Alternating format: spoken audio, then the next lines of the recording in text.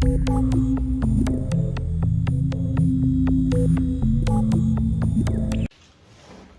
dan. Ja se jako radujem sada, evo vidim danas u ovolikom broju. Sada sam oduševljena. Moje ime je Olivera Krejić, ja vas toplo pozdravljam u ime Društva prijatelja Povratak izvoru, koja je u prilici da i danas organizuje još jedno predavanje u okviru susreta nauke i duhovnosti. Naš današnji dragi gost predavač je jedan izuzetan mladi gospodin, koji se po mnogo čemu izdvaja, a saznaćete sami i zašto. Sa predavanjem na temu vantelesna iskustva i njihova dobrobit, predstavit će nam se Božidar Maksić, poznati kao kosmički čovek, koji u ovoj oblasti ima 10-godišnje iskustvo sa brojnim čudesnim astralnim putovanjima. Božidar će nam preneti svoje iskustva, tumačenje istih o svetovima koji nisu materijalni, a nazivamo ih suptilnim nivoima postojanja i dimenzija. Autentični putnik koji živi ono što jeste, istražujući svet oko sebe. Veliki spoznaj su promenile njegov pogled na svet, pa se Božidar Maksić danas radosno i sa lakoćom uklapa u ovaj fizički svet. Na predavanju ćete imati priliku da čujete o sledećem. Šta je astral? Kako izgleda astralna projekcija u protoku vremena? O svetu u kom se misli ostvaruju trenutno, o precima, o egu, smrti.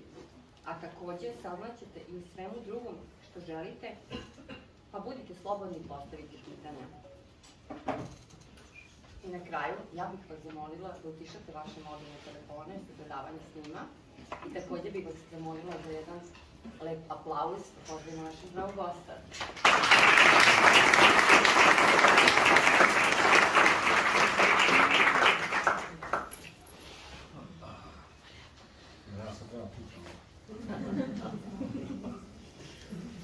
Zdravo ljudi, ja sam Božidar i danas sam došao ovde ne samo da pričam o tim suptilnim iskustvima, već da upoznam se sa ljudima koji su zapravo zainteresovani za to. Znači to je, da kažem, većina mog interesovanja, da upoznam ljude koji su mi bliski duhom i koji imaju slično interesovanje kao što imam i ja. Sad i takođe, voleo bih da se međusobno, kao što vidim, da se upoznajete, da se vidite, da se prepoznate. Ljudi koji nisu strogo fokusirani isključivo na fizičko, već i na nešto što je možda van toga. Ili da kažem, nevidljivo. Sad, šta bih ja mogao da kažem o svemu ovome? Jel imaš ti tu ta pitanja, to što treba? Šta je astralna projekcija? Ajde, prvo ćemo ovako. Može po tome. Ajde, prvo ćemo za vantelesne iskustva. Znači ovako, to ime nije ispravno. To bi trebalo da se zovu van fizičko-telesna iskustva, a ne van telesna iskustva. Zato što telo ne postoji samo jedno, već ih je mnogo. Fizičko telo je samo jedno tela koje čovek nije da ima, nego koristi. Znači ja sam vidio da čoveku ne pripada ni jedno telo i ni jedna forma, zato što on sam nije napravio. Već je on koristi ili je opažan i na neki način može da utiče na to. Uticaj može da bude ogroman, ali kontrola nikada ne može da bude 100% iz mojih iskustava, to sam shvatio. I samim tim to me osvestilo jednu veliku istinu, da pod broj 1 ništa nije moje, niti sam ja neki kreator tu pa sam ja to napravio, već ono što ja radim je da ja kontrolišem već postojećim silama, neću da kažem manipulišem, nego vladam, i te sile to sve same prave. Sad, te sile mogu da budu različitih vrsta i takođe jedna od najvećih tih sila koja uopšte nije ni sila ni energija je nešto što ovde ljudi nazivaju svesnost, a u vantelesnom iskustvu to postaje jako očigledno šta je to u stvari. Znači, ajde prvo samo 2-3 reči o tome zato što je to jako bitna stvar. Znači, svesnost, ono što sam ja primetio, je taj posmatrač. Ja mogu da kažem da sam to ja. To je malo arogantno što sam ja rekao, zato što ne mogu samog sebe da vidim sa strane, ali mogu po uticajima koje ima na druge stvari. Znači, ukoliko nema posmatrača, ja sam primetio da ništa drugo ne postoji. Sve zavisi isključivo od posmatrača. Znači, onaj koji posmatra sam vid i ono što je posmatrano. Sad ovo postaje ekstremno očigledno u vantelesnim iskustvima, gdje ljudsko biće, ako možemo tako da kažemo da je to, ali razvijeno ljudsko biće, može da primeti i da počne, kako bih to mogla da kažem, da sazreva u jednom vrlo neobičnom i fenomenalnom smeru, a to je da se ne obraća pretjerano pažnju na ono tamo, na ono što vidi ili primećuje, nego na ono ko vidi, ko to primećuje. Tu ljudsko biće dobija jednu dimenziju za koja dotad je bila nekako u senci, u pozadini konstantno, a tada počinje da bude vrlo očigledno. Kako to mogu da kaže, to možda se zove ta unutrašnja dimenzija, to ljudi često nazivaju, na primjer, izgled unutrašnje dimenzije može da se vidi kroz snove. Znači, kroz snove. I obične snove i osvešćene snove, da za razne vrste drugih snova. Ali što se tiče vantelesnih iskustava, snovi i vantelesne iskustva ili ti van fizičko-telesne iskustva nisu jedno te isto. Znači, ja neću to da definišem šta je sad san, svi znamo šta je za nas san. Znači, ako čovjek nađe u snu i osvesti se u snu, gdje se on to nalazi? Da li ima to neka posebna lokacija, neka ćelija u mozgu gdje se on to nalazi? Znači, to je nelokalno postojanje unutrašnje dimenzije čovjeka, koju ja sad nabacujem reči preko toga, međutim nemam nija pojma šta je. Ali mi možemo da suzimo izbor, da vidimo otprilike šta može da bude. Znači, van fizičko-telesne iskustva su nešto što je projektovano s polja. Odakle je projektovano? Projektovano je iznutra. Međutim, ja sam također primetio da čovjek nije ni iznutra ni s polja. Čovjek je van sveg tog sistema, da kažemo unutrašnje i spoljašnje, zato što to označava određeni dualizam. Unutra i spolja. A šta je to između i u čemu se to nalazi? Kao recimo ovaj prostor sad ovdje. Ovaj prostor najbolje može da bude oslikan sa tom svesnošću u kojoj se zapravo sve nalazi. Svesnost se ne nalazi u telu, nego sve ovo što mi vidimo ovdje i što čujemo, što čula mogu da dohvate i čak i naše misli, ideje o nama samima, emocije, se nalaze u toj svesnosti, zato što mi to možemo da iskusimo. Čovjek, ja sam primetio iz moje perspektive, ajde da kažemo ja ne mogu da iskusim ništa što je van mene samoga. Ja mogu da dodirnem nešto, ali da ja to dok ne dodirnem, a ne gledam u to, to za mene ne postoji. I to uopšte ne mora da znači kao dobro, to ne postoji dok ja to ne dodirnem, nego uopšte zaista ne postoji. Postojanje van telesnih iskustava je isključivo individualna i lična stvar, a ne univerzalna. To znači da ja mogu da imam van telesno iskustvo bilo kakvog tipa, recimo astralna projekcija ili mentalna projekcija ili kakva god da je projekcija u pitanju, i to što ja vidim ne mora da znači da će neki drugi čovjek isto to da vidi. Čak i ako dođe do te lokacije tu, on možda vidi nešto totalno drugačije. Tu je sad već krenula vrlo interesantna spoznaja, a to je da ljudska percepcija u vantelesnim iskustvima nije ista, čak i ako gledamo u istu stvar. Drugim rečima ne izgleda isto. To jeste isto to, ali kako to izgleda čovjeku zavisi od njega samoga. Drugim rečima, realnost zaista postoji, ona je univerzalna. Međutim, kakva je naša percepcija realnosti, to je apsolutno do nas samih. Van telesne iskustva to pokazuju bez ikakve sumnje. Šta bih mogao da još da kažem? Podele van telesnih iskustva, toga ima baš puno. Astralna projekcija je samo jedna od vrsta van telesnih iskustava. Ona se ne bavi apsolutno ničim što je fizičkog tipa, ovim ovdje ili bilo čim drugim. Znači, astralna projekcija je projektovanje naše sopstvenog uma, ne svesnosti, već uma u nešto što je potpuno van fizičke dimenzije i realnosti. Znači, to nije milijardu kilometara odavde, pa imaju neka vrata pa vi uđete kroz to. To je, znači, promjena u tom umu, u svesnosti samoj, koja omogućava određeni ambijent umu gdje on može da funkcioniše. Čovjek za sebe kad kaže ja, on misli na um. Čovjek, definicija samog čovjeka zavisi od čovjeka do čovjeka. Međutim, onog momenta kad čovjek kaže ja, ko to kaže ja? Jel to ovo telo možda kaže ja? Ko to kaže ovom telu da kaže ja, da izgovorite reč? Ili ako ja ne izgovorim, a pomislim, ko je to pomislio? Neka misla što sam ja pokupio. Odakle je to došlo? Znači, čovjek pod broj 1 nije lokalno biće. Ovo telo je lokalno, ali ne ja. moja prava lokacija je zemlja nedođija. Znači negdje da ne može da se dođe, ne se ode odatle. Svesnost se ne pomera, niti svesnost raste, niti se svesnost smanjuje, niti se svesnost širi. Ono što se dešava sa čovjekom, onim pravim suštinom čovjeka, je da mi opažamo šta se tu dešava, međutim ko to opaža? To je ta svesnost što opaža i to nema pojma da se to definiše. To ko uspije da definiše, ja bih zaista volio da čuvam i da vidim, možda i ja naučim nešto. Što se tiče van telesnih iskustava, što je uopšte bitna ta priča o svjesnosti umu i tako dalje? Zato što je to projekcija uma u totalno drugačiji prostor i dimenziju. Naprimjer, mentalna projekcija se sadrži od toga da čovjek, ljudsko biće, ajde da kažemo, fizički legne i opusti se, i to je najbitnija stvar u mentalnoj projekciji. Da se čovjek zapravo opusti. Da opusti i fizičko tijelo i da opusti mentalne funkcije sistema u sebi samome.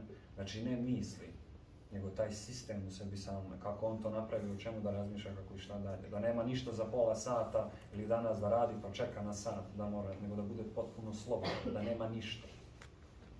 Kad se on opusti, čovjek, dete, žena, bakica, dekica, šta god daje, šta god daje.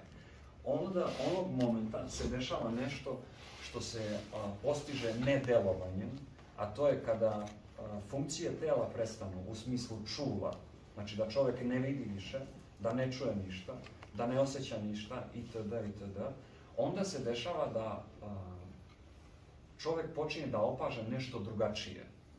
Znači, ne da on ima sad namjeru, sad ću ja da se mentalno projitam, idem tu. To je pogrešno. Znači, to ne treba da se radi. Pravi način kako se to radi je kroz sazrevanje uma i mentalnih sposobnosti čoveka koji se zapravo ironično postiže nekorišćenjem istog. Znači, onog momenta kad se čovjek opusti, kad ne želi ništa da radi, nego samo da ostane svestan, tada te dimenzije dolaze u igru. Znači, kad mi nema ništa da mi govori konstantno, da upijam informacije fizičkog tipa, nego kad to prestane, onda ja počinjem da opažam nešto drugo. Prvo od tih iskustava je iskustvo mentalne projekcije, koje se i dalje bavi fizičkom realnošću, međutim iz perspektive, ajde da kažemo, Kaspera duha. Znači, ja sam potpuno nevidljiv, nedodirljiv i, kako bih mogao to da kažem, ne mogu da utičem ni na šta fizičkog tipa, međutim ja mogu da posmatram i da koristim sva čula. Mogu čak i čulo dodira da koristim. Međutim, to ne utiče na materiju koju ja dodirujem. Drugim rečima, ja sam postao suptilniji nego fizička materija, razređeniji i dobio sam, kako da kažem, formu misalnu koja može da prođe kroz sve, ali ništa nju ne može da dodirne. To se zove mentalna projekcija i, kako bi to mogu da kažem, ultimativna forma mentalne projekcije imaju dve, koliko sam ja mogu da primetim.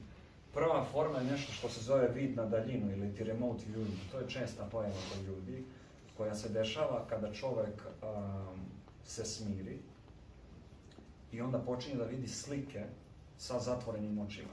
Te slike mogu da budu kao da su nacrtane crno-bele ili malo u boji ili da budu malo veće rezolucije, malo manje rezolucije. To je skroz nebitno, to zavisi od razvijenosti uma čovjeka koji ga koristi. Međutim, ono što je bitnije od toga je da čovjek zapravo može da vidi zatvorenih očiju forme, može da vidi boje, može da vidi sve ovdje što mi vidimo i to mnogo, mnogo bolje. Kad kažem mnogo bolje, ja to mogu da kažem sa sigurnošću iz mog ličnog iskustva, zato što sam doživeo ovu fizičku realnost i također nešto što nije fizička realnost. Kako to objasniti neko ko nije doživeo, ja ću da pokušam, pa da vidim. Ovako.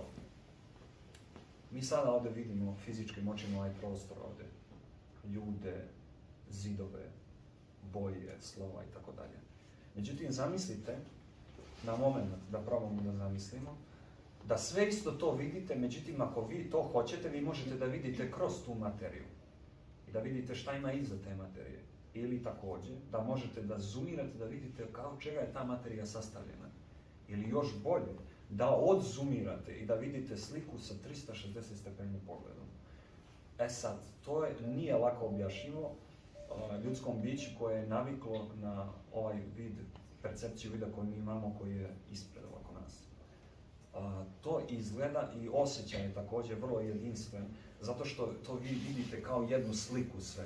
Nema podele da ti možda se okreneš unazad, ti vidiš sve kao jednu sliku, kao da si ušao u jednu kuglu kristalnu, u kojoj može da, kada gledaš, ti vidiš svim smjerovima kada vidi ta kugla. To je također, kako sam ja vidio, jedino moguće mentalnim vidom koji se bavi fizičkim ovim ovdje svetom. To su ljudi ranije koristili za takozvani let duhom, tako su ga zvali, međutim nije to let duhom. To je projekcija našeg sopstvenog uma koja je mentalno čuo vida. Znači to nije neko oko koji ide i gleda. To je jedna određena prisutnost koja je samo navikla, mi smo navikli da gleda pravo. Međutim, onog momenta kad se mi opustimo u mentalnoj projekciji, mi počnemo da vidimo sve šire i šire i šire i šire. Ultimativno, zrelost takvog mentalnog vida je vid od 360 stepeni, koji nema potrebe da se okreće nigde da vidi šta je iza njega. On vidi apsolutno sve, pa koliko je god to moguće. Sada, čovjek može da ima formu u mentalnoj projekciji, najčešće je to ova ljudska forma ovdje. Prvih nekoliko puta, ako se to nekom bude desilo ili već se desilo, primetio je ili će primetiti da će čovjek da hoda u mentalnoj projekciji. Da kao hoda nogama, ili da skače, ili da se penje po zidu, ili da prolazi kroz zidove, ili da leti, ili šta god je u pitanju. I onda će da dođe do jedne vrlo interesantne realizacije minijaturne, a to je da njemu uopšte ne trebaju noge, niti mu trebaju ruke, niti mu treba bilo koji deo tela. I onda će on da se zapita, kao što sam se ja zapitao, čekaj, jel imam ja krv, šta ima u tom telu? I onda kad sam ja to malo zoomirao i pogledao šta ima, ja sam video u mom specifičnom slučaju da se to sve sastoji od nekih svetlosnih niti koje su isprepletane međusobno. I onda kada ja gledam to iz daljine, to izgleda kao ruka koja svetli. Međutim, ja to kad približim, ja vidimo zapravo od čega je to sastavljeno. To je sve sastavljeno od svetlosti nekog vrste. To su kao niti neke. Međutim, kad vi njih zoomirate, u suštini je samo svetlost. Koja kad se gleda iz određenog ugla, ona deluje kao forma, privid određene vrste. Znači, meni ne trebaju ruke mentalne projekcije, znači ja sad uzmem da pijem vodu odatle ili da nešto radim. Niti meni trebaju noge da bi ja hodao. Ja mogu samo da pomislim, ja se već nalazim na onom prozoru ovdje, ili na onom krovu ili tako dalje. Onda se dešava jedna vrlo interesantna stvar sa ljudskim bićem koje je dohvatilo tu dimenziju mentalne projekcije, a to je da čovjek više ne mora da brine o formi, niti o održavanju iste. Ne mora da jede, da pije, ništa ga ne svrbi, ne boli ga i tako dalje. Šta se onda dešava? Onda se dešava transformacija u umu samog čovjeka koji to doživljava. Ta transformacija je trajne prirode. I šta bih mogao da kažem o takvom biću? Znači, tako nešto kad se desi, vaš život nije promenjen zauvek, nego vi konačno kao da ste skinuli neki teret sa sebe i mogli da raširite, da vidite da vi u stvari imate krila. Znači, vi možete da letite ako to hoćete, to do sad niste mogli, zato što ste toliko bili fokusirani na gustu materiju. Vi ste mislili da morate fizičkim tijelom da letite, međutim imaju druga tijela koja vi koristite. Mi nismo ograničeni samo na fizičko, o tome se radi. Da ne bi dužio o mentalnoj projekciji, možda bih mogao nešto da kažem o snovima, zato što nam je to svima blisko, svi su otprilike imali snove. Kako to može da se poredi sa snovima? Pazite ovako, znači ja ovdje ne pokušavam, niti mi je apsolutno namjera da ubedim bilo koga u bilo šta. Ja želim da prenesem ta neka blaga iskustva koja sam ja imao, da ukoliko neko ko je već zainteresovan za to, kao što ste vi ljudi ovdje, da možda ima blagi uvid u to i možda ga inspiriše da samo pokuša. Zato što sam ja video kod mnogih ljudi sa kojima sam ja razgovarao, da ljudi imaju mnogo informacija prikupljenih u ovim dimenzijama i sferama i raznim, kako da kažem, temama koji ih interesuju, međutim nikad nisu probali. Nikad nisu pokušali. Moj vam je predlog da probate. Znači, pokušajte. Reći ću vam par predloga kako, to nisu metode, to je jednostavno otklanjanje neznanja i onda prva stvar što vam je logično je to samo probate. I vidjet ćete da ćete imati uspeha, samo zavisi u kojoj meri i koliko vam to bude bilo interesantno. Što se tiče snova, ajde probamo da prvo pričamo malo o običnim snovima i kako se to uopšte poredi sa vantelesnim iskustvima, koja je korisnost uopšte toga. Pazite, čovjek koji smatra za svoje sopstvene snove da su nebitni, da ne znači ništa, da je to puko praženje psihe, ispunjavanje naših unutrašnjih želja zato što ne možemo ovdje pa tako dalje. Pazite, to je samo jedna dimenzija snova. U snovima čovjek može da vidi i da iskusi nešto što nikada neće moći u fizičkom svijetu ovdje. Nikada. Znači, za milijardu godina, ono što čovjek može da sanja, ovaj svijet ovdje ne može da rodi. Snovi su van ovog svijeta ovdje.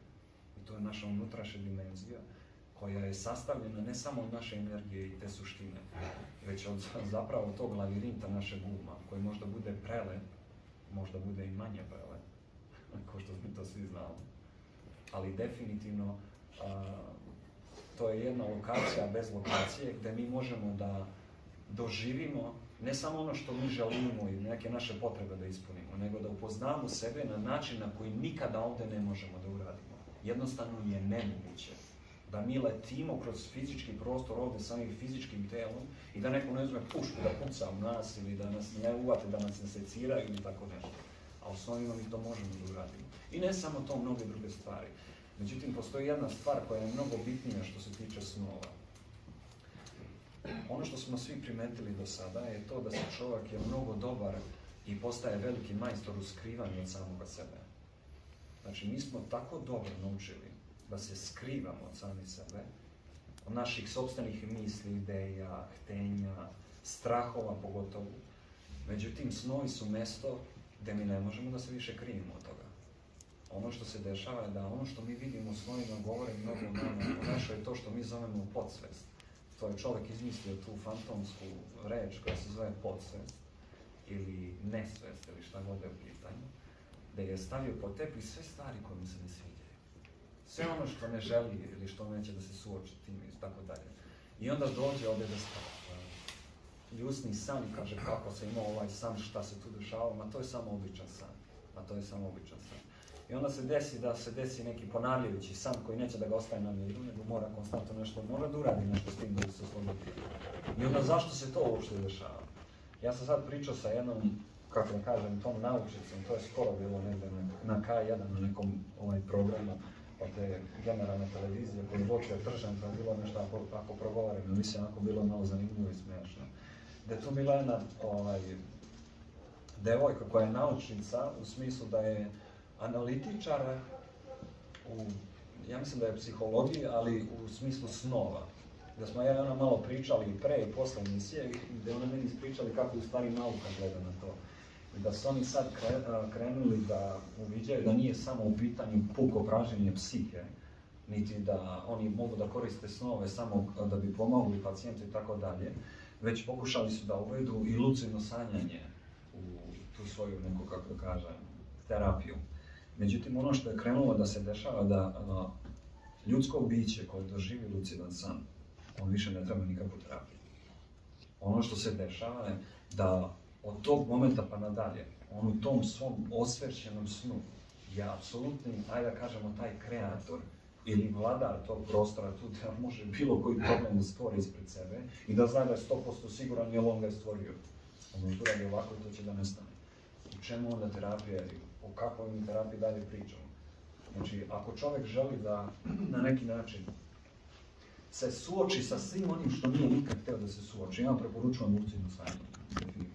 Znači, probajte da se osvetite u snu i da imate iskustvo kako god vi želite i poslije toga, kad se malo izigrate, onda krenite malo da radite na sebi. Znači, da pozovete to ono tamo što čuči u ćošku, da kažete, dođi ti sad vam, aj sedi tu da vidimo šta se dešava. Pa ti ono pokažete neke traume, pa neke zajebancije ono. I sad neko bi mislio da je to vrlo zajebano da se gleda, međutim iz te svesnosti nije. Zato što vi znate da ste svemoćni, možete prekinuti to kad god hoćete i to vam daje veliku sigurnost u same sebe. Lucidno sanjanje, ja bih mogao da kažem, lična ljudska terapija, znači čovjek sam sebe vodi na terapiju, može sebi sam sa sobom. To je fenomenalna stvar i to zaista, ako se nikom nije dosad desilo, nekom se nije to dosad desilo, ja preporučujem da samo probate. Znači, nemojte biti, molim vas, skeptični vezano za sami sebe, za svoje sopstvene sposobnosti. Još jedna priča vezana za snove, onda ćemo da pređemo na vantelesne iskustva. U razgovoru sa jednim prijateljem koji se zove Miloš, smo došli do jedne vrlo interesantne, kako da kažem, hajde da kažemo spoznaje. Pazite ovako, znači sva priča o trećem oku, o suptilnom vidu, o nadprirodnim darovima, to je te vrste da čovjek može da vidi, da ima uvide nešto, ali pogotovo da vidi. Znači da vidi nešto nevidljivo ili da vidi nešto što je skriveno tipa. Ja ću sad odmah da vam kažem jednu stvar koju sam stvarno vidio za sebe da je istina. Ako ste ikada imali san u životu, bilo kakav san, vi imate otvoreno treće oko. To odmah da vam kažem. Znači, nemojte da mislite da vi to sad treba da otvarate ili nešto da radite s tim, vi to već imate otvoreni. A ja ću sad vam kažem jedan logičan razlog zašto ja to znam da je tako, a neko misli da je tako. Pazite, sa kojim očima vi gledate u snu? S kojim očima mi gledamo u snu? Mi vidimo predmete, objekte, naše sopstvene ruke, brda, doline, planine, reke, druge ljude. S kojim očima mi gledamo u snu? Sa fizičkim očima. Ima neko oko iznad glave fizičko, neko robotsko oko se to obeleži. Ili sa nekim našim drugim očima. Ja bih rekao da mi ne gledamo nikakvim očima tu. Ono što mi gledamo, čime mi gledamo, mi gledamo našom sopstvenom energijom to. A možda nam se desilo da u snu da vi vidite u oba smjera istovremeno. Levo i desno možda. Ili, na primjer, da možete da imate bilo kakvo iskustvo u snu vizualnog tipa. Znači da možete da vidite na jednoj lokaciji, na drugoj lokaciji ili odatle i da gledate sebe sa strane i tako dalje. Znači koliko očiju vi imate u stvari u snu. To je taj suptilni vid o kome ljudi pričaju i dozvolili su sebi da samo u snovima to postoji. Jer u snovima je sve moguće, tako? Čovjek je napravio, on je podelio sebe tačno na pola, što sam ne primijetio. Jedna strana je budnost, druga strana, to je sanjanje ovako. Ima jedna treća strana o kojoj niko ne priča, to se zove spavanje. Tu se nešto dešava tako. Evo, o tome ćemo tek pričati, možda u nekim narednim predavanjima, to je jako bitna stvar. Ok, znači, što se tiče snova, to smo malo pričali o tome, pričat ćemo kasnije o lucidnim snovima. Želeo bih samo da vam kažem jednu stvar. Vidite sami sa sobom šta vi mislite o sopstvenim snovima. Jer ukoliko vi za snove uzimate da su nebitni, vi možete samo da maštate vantelesnim iskustvima. Znači, ništa drugo od toga. To nije početna stepenica, to je prva dimenzija odakle se vi projektujete uopšte. Znači, ja sam vidio da moje postojanje ili ti osvešćenost u ovom ovdje svetu ne dolazi iz ovog ovdje sveta. Nisam se ja rodio iz ovog ovdje tela, iz neke materije i tako dalje. Ja sam primetio za mene lično da sam se ja prvi put pojavio u snu. Ja sam iz sna došao ovdje, ja sam se probudio u ovaj svet ovdje. I svako večer ja se vraćam u san ponovno. To možda bilo ko tumači na kakav god vi hoćete način, ali to je nešto što sam ja shvatio za sebe sigurno. Znači ja mogu do sebe da kažem da sam sneno biće.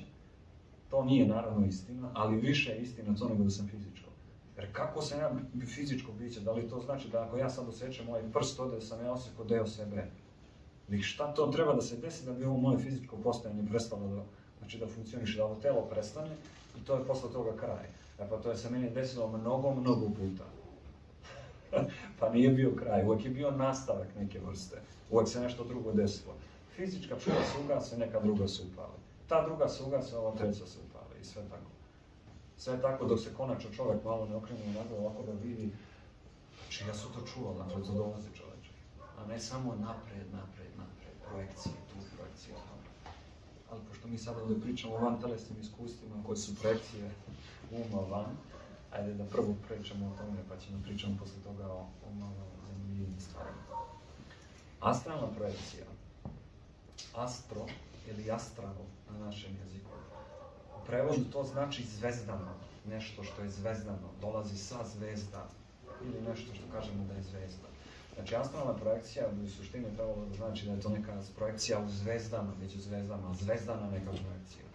Sad, ja vam odmah kažem da ni to nije tačan naziv, nego ljudi jednostavno, verovatno da nisu imali bolje neko objašnjenje toga, pa su mislili koliko je sa zvezdom. To nije sa zvezdom. Astralna projekcija, ja ne znam kako bi pravo ime moglo da se kaže toga, niti vi kad dođete u astralnu projekciju, niko ne kaže svaka čast došli u astralnu projekciju, to je to uspeš, evo ovamo i onda na velikim vratim piše astral, ti prođi, to ti astralni svet.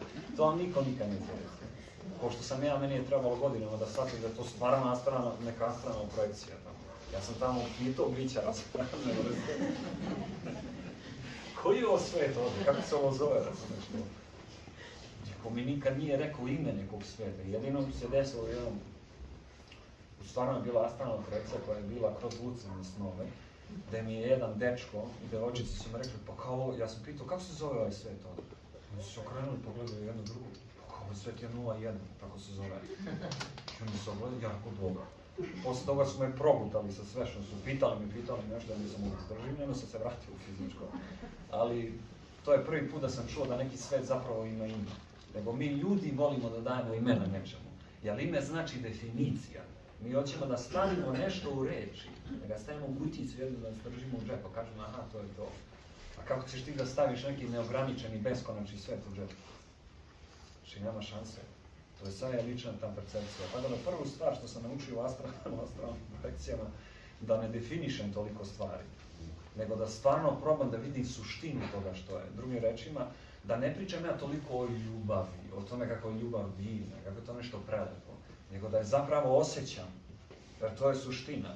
Da ja to živim i da ja to osjećam, a da malo manje pričam o tome. Da priča o tome služi kao prst koji pokazuje na mesec. Da gledamo mi u mesec, a ne u prst taj tu. Tako da definicije, to je obdaništa za decu.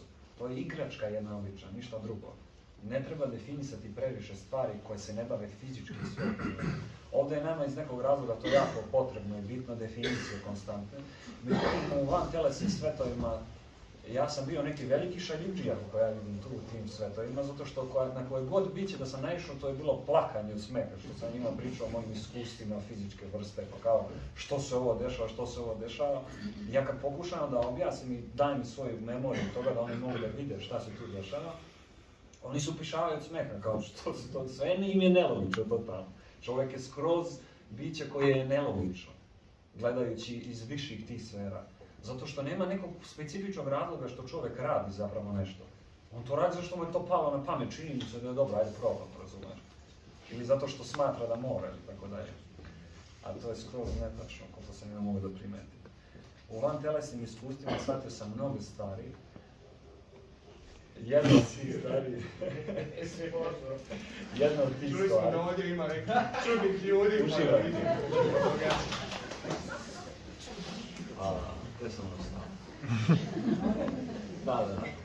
Jedna od tih prvih realizacija je bilo da ne uzimam ništa za ozbiljno. Sve stvari koje sam ja smatrao da su jako bitne, sad ću ja tim bićima da ispričam, sad ću ja njih nešto da naučim, sad ću da im kažem da tamo ima čokolade u fizičkom svetu, to su takve torte, to su hrana, ne mogu da verujem, kakve životinje ima.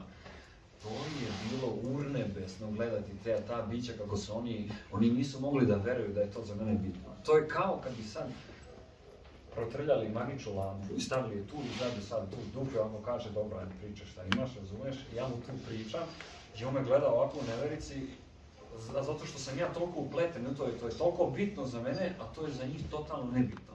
A i za mene zato što sam u tom ambijentu. I onda kad se ja okrenem i vidim u stvari koliko je to sve, koliko ja sam uzimao stvari za ozbiljno, toliko sam sve uzimao za ozbiljno da sam propuštao život u stvari zbog toga. Umjesto da sam živeo, da sam radio to što sam hteo, ja sam toliko brinuo o tome, razmišljao, planirao. Ja sam bio konstantno u umu.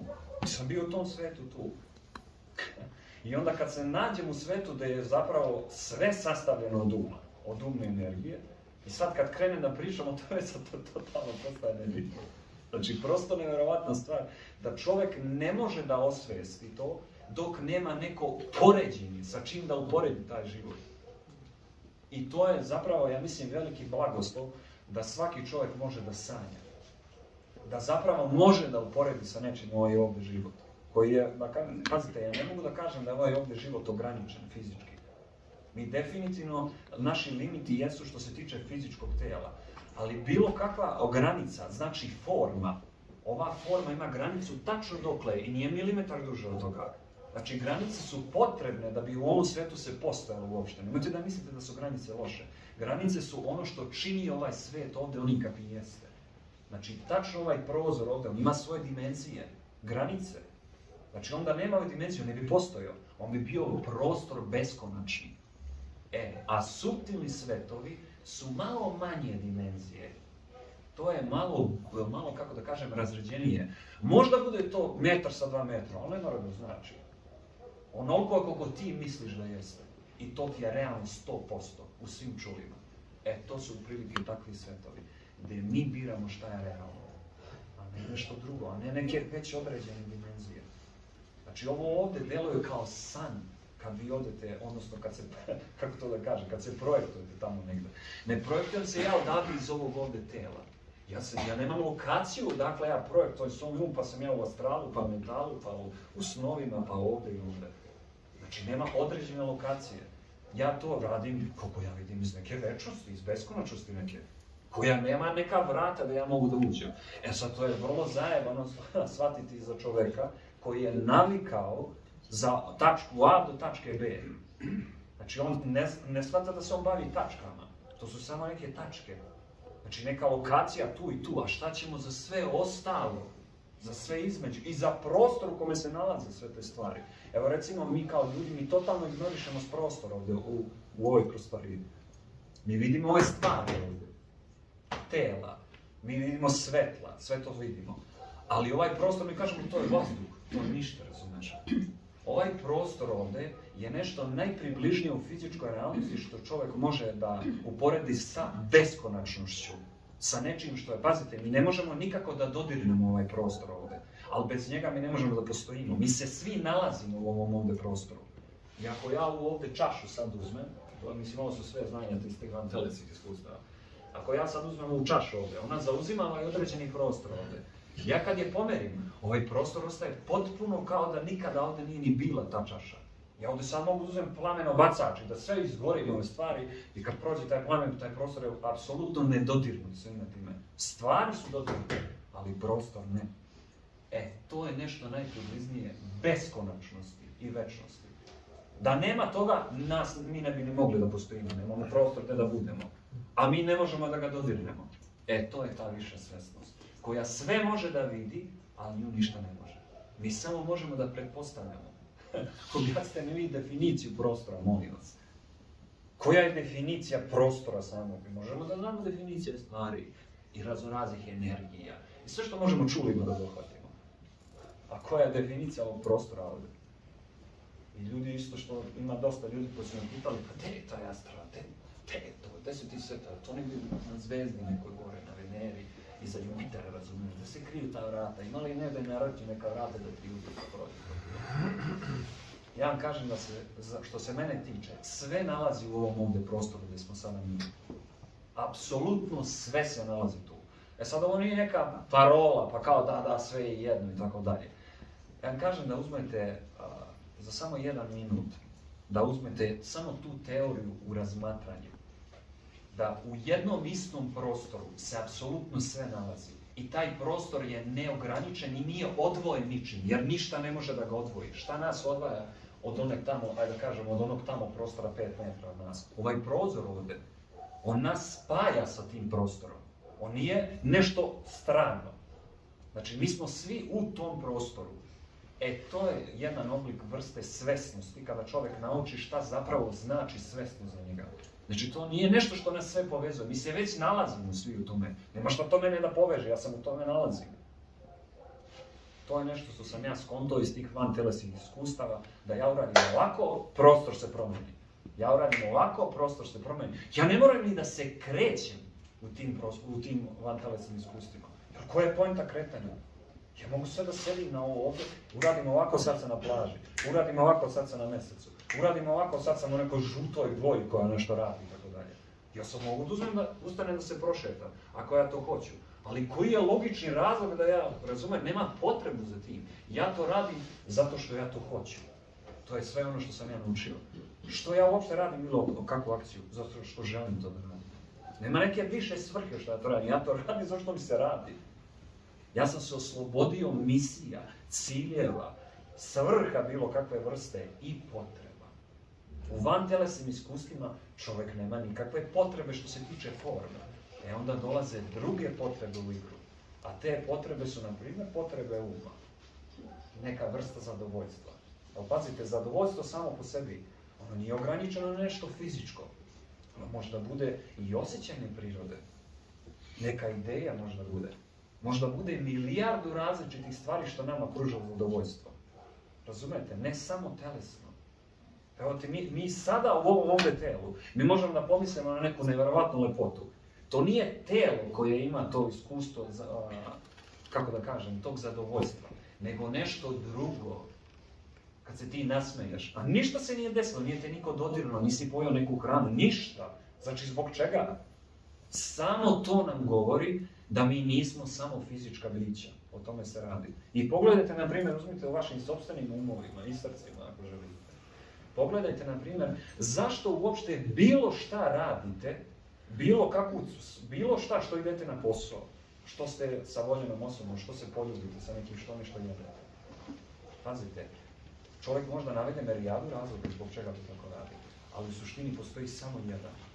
Zato što čovjek želi da uživa, čovjek želi da se osjeća mnogo dobro. I on zbog toga će da se osjeća i loše ako treba, ako mu je zagarantovano to dobro. Razumete, da se žrtvuje malo. Čovjek sve radi tog dobrog osjećaja, zbog radosti, zbog mira, zbog te sreće u sebi. Ništa od ovoga što sam ja naveo nije fizičko. Nijedna stvar. On ako treba, on će duvati do seče svoju ruku, ako mu to 100% garantuje srećan život. Znači to sigurno da uradi. Ako mu garantuje, znači garancija 100%. Znači da ovo tijelo, on nekako zna to. On zna to šta je njemu najbitnije. Ti svetovi, upravo o čemu ja sad ovdje pričam, o ne fizičkim stvarima, u stvari onome što je najbitnije, to je ta materija, po znacima navoda. Oni se bave potpunom slobodom uma. Potpunom slobodom, znači bilo šta. Tek onda shvatite koliko je um ograničen. Kad mu se kaže, sad možeš raditi šta god hoćeš ti. Šta god pomisliš, znači šta god pomisliš odmah se obistini. Tek ćete onda da shvatite koliko u stvari um ograničen. On u stvari samo radi šta on radi. On ponovo žvaće ta iskustva, on se sad sjeća šta sam jedno radio pa nisam mogao to. Pa onda se sjeti, napravi tu situaciju, pa uradi to u toj situaciji. I onda kad ispuni sve svoje želje, šta ćemo onda? Šta ćemo onda? Razumete? Tad se prevazilazi um. Um može da se prevaziđe i da se sazri samo kad mu se sve želje obistine. I nikako drugačije.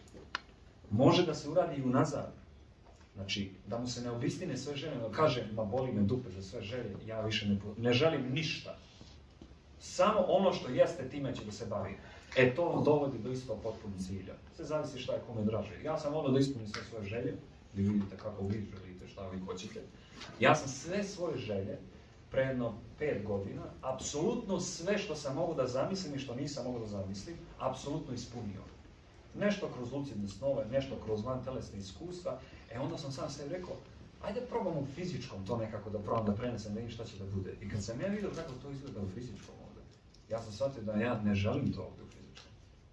To mnogo bolje izgleda u neograničenom prostoru, to što ja hoću, nego u prostoru koji je jednostavno takav kakav jeste. Malo je ograničen, ali u poređenju s onim neograničenim, ono mora da bude. Onda sam ja shvatio da moje želje nisu fizičke prirode uopšte. Ja moje želje ispunim onog momenta kad ih pomislim, kad ih zaželim, ja ih odmah osjećam. To je jedna od realizacija koju čovjek shvati u tim vantelesnim famoznim iskustvima. Da nema potrebe da ja to dovodim i da provlačim sve te želje kroz sve svetove pa da ih ispunim, ono kaže sad ispunjam. Nema potrebe za tim. Jer ta želja u fizičkom ovdje izgleda kao klovan, znači kao jedan stromen ovako, koji ne liči ni na šta. Ili recimo ja sad hoću, na primjer, da iskusim neverovatnu orgazmičnost, ekstazu ovdje u fizičkom, isto onako kako sam u nekom vantelesnom svetu iskusio. Znate vi kako to izgleda ovdje? To izgleda siromašno naspram tih iskustava. Ali to ne znači da je ovo loše ovdje iskustvo, nego da mu je to granica i to treba da se poštuje. Znači, to treba da se iskusi, da se poštuje. A ne da ja ovdje materiji očekujem sad da se stvori nešto što je nemoguće za nju. Razumete? Ili od ovog tijela da ja očekujem da ono sad odjednom se rasprsa svuda i da bude svuda istovremeno i da ja osjećam povezanost zbog fizičkog tijela. Ono ima svoje limite i granice, ja ga volim baš zbog toga. Isto kao recimo ovu čokoladu, tu mi jedna devojčina poklonila, to ću poslije odličan sigurno. Znači, jedući čokoladu ovdje u fizičkom je totalno drugačije iskustvo nego jedući u nekom vantelesnom iskustvu ili u snovima. Pa sjetite se kako izgleda recimo dok vodite ljubav u snovima. Kakav je to osjećaj. I onda probate da se sjetite da ga uporedite ovdje sa fizičkim. Razumete? Pazite, to samo ta činjenica govori mnogo o našoj sopstvenoj prirodi. Razumete? Ne bi trebalo mi mnogo da očekujemo od ovog fizičkog tela ovdje. Mi bi trebali pod broj 1 da ga upoznamo Jer, pazite, ja očekujem nešto od ovoga, nemam pojma ni kako funkcioniše ni koje su mu granice. Znači, valjda prvo treba da ga upoznam, pa onda nešto drugo. A u snovima, ja mogu da očekujem bilo šta, jer tu nema tela nekog da ja treba da upoznajem. Ono što ja radim, ja upoznajem granice svoje sopstvene kreacije, odnosno imaginacije, uma i tako dalje. I onda kad dođem do tih granica, ja kažem, dobro, šta sad? Onda sad kreće nešto drugo. To kreće dimenzija koja je van uma. To je, na primjer, nije lako objašnjivo, ali može da se dohvati, da kažemo, površinski sa nečim što mi zovemo emocija i nečim što je van toga što se zove osjećaj. Na primjer, osjećaj radosti ili osjećaj, recimo, mira je potpuno nešto što je nefizičko. Čovjek može da pati fizički, da ga nešto boli i tako dalje, ali onda kaže, sve to mene boli, sve to u redu, ali ja, bato, imam svoj mir. Ja sam u miru. Mene to boli, ja ću da popijem tabletu protiv bola, sve to stoji. Ali to u meni samome, to ne izaziva sad, sad ja nemam mir, to je ono. Nego zavisi samo od toga na što se čovjek fokusira i na čemu mu je pažnja. Ja mislim da je pažnja, odnosno greška što kažem, ja mislim, ja znam za sebe da je pažnja jedina stvar što čovjek u potpunosti, sa čim čovjek u potpunosti može da vlada. Ništa drugo. Sa ovim fizičkim ovdje tijelom, neko bi rekao, kako ne mogu, ja sam mogu da uzmem ovu čašu ovdje. Dobro. A možeš i ti ako hoćeš da ubrzaš svoju krv sad ovdje. Možeš i ti, na primjer, svoj bubreg malo da pomeriš, a 1 centimetar gore ili dole ili tako nešto. Pa to ne mogu nikovi, jel tako? Kako ne možeš to, a možeš ovo? Znači, nemaš ti potpuno vladanje na tebi. To je nešto što ti koristiš, što ne poznaješ. Ti si to pozajmio. Jer da je to tvoje, ne bi bilo misli o tome da li ti to možeš, ne, ti bi to odmah uradio. Tako? Međutim, što se tiče snova, ti ne moraš ni da razmišljaš o tome da li ti nešto možeš ili ne možeš. Ono momenta kad hoćeš to se desi. To u tim osvješćenim snovima. Neosvješćenim snovima, to je više kao da smo u nekom filmu, igrici, seriji i tako dalje, gdje mi samo imamo ulogu i idemo po tome. I onda kad se probudimo, nas to uznemir ili tako dalje, jer smo poistovećeni sa tim. Ja vam kažem da snovi mnogo govore o trenutnom stanju uma čovjeka. Znači, obratite pažnju na svoje snove i nemojte uopšte da mislite ako su vam snovi loši da se nešto loše dešava sa vama. Oni vam pokazuju gdje je bolno mjesto, ali nije na telu, nego nešto drugo. Znači, nešto suptilnije vas boli, ne telo fizičko. Vi možete budete kompletno zdravi, u potpuno blistavoj zdravosti. Međutim, kad odete da spavate, to je katastrofa. Otkud to? Razumete? Znači, to je nešto što prevazilazi fizičko telo. Ono ne može da se bori sa tim. Mi utičemo na fizičko telo, te mentalne energije i razne druge, ali da kažemo te mentalne. Obratite pažnju na ono što vam je zaista bitno. Pazite, fizičko telo, ono se transformiše, menja i stari, i podmlađuje kako god. Možda se nekom od vas desi da fizički umrete. Možda se desi. Ali ne mora da se desi to. Ali ja kažem, ako vi odlučite da umrete fizički, ok. Ja vam samo kažem da ova materija ovdje, kad se vrati u zemlju, od čega je u stvari napravljeno, spojeno, ono što se dešava da ćete neki od vas ovdje i mnogi od ljudi onih tamo, ili ako uopšte postoje neki ljudi tamo, će tek tad onda shvatiti čime su se bavili ceo život. Razumete? Ovo fizičko ovdje iskustvo je fenomenalno, ali to je samo tranzitorno iskustvo, to znači prolazno. Znači, ne treba da se uzme za ozbiljno, kao u Luna Parku da smo. Znači, idemo da se zajebamo, da uživamo, da naučimo neke stvari i posle toga kad se to prođe, onda idemo dalje. Nemojte uzimati za ozbiljno, šta god da vam se dešava. Znači, sad neko bi rekao, ako je to reći, a teško uraditi. Pazite, u pravu je, teško je uraditi, prestanite da radite. Prestanite da razmišljate o stvarima koje apsolutno nemaju veze sa vašom trenutnom realnošću, prisutnim momentom sada ovdje. Znači, ja ne pričam o sadašnjem momentu i tako dalje o tim stvarima. Ja pričam o prisutnosti. Znači, da li ja sad ovdje moram da razmišljam o tome gdje ću večeras se da spavam? Što meni je treba da ja razmišljam o tome uopšte? Zar je meni toliko dosadno da ja moram mislima da se bavim da bi meni bilo zanimljivo? Razumete?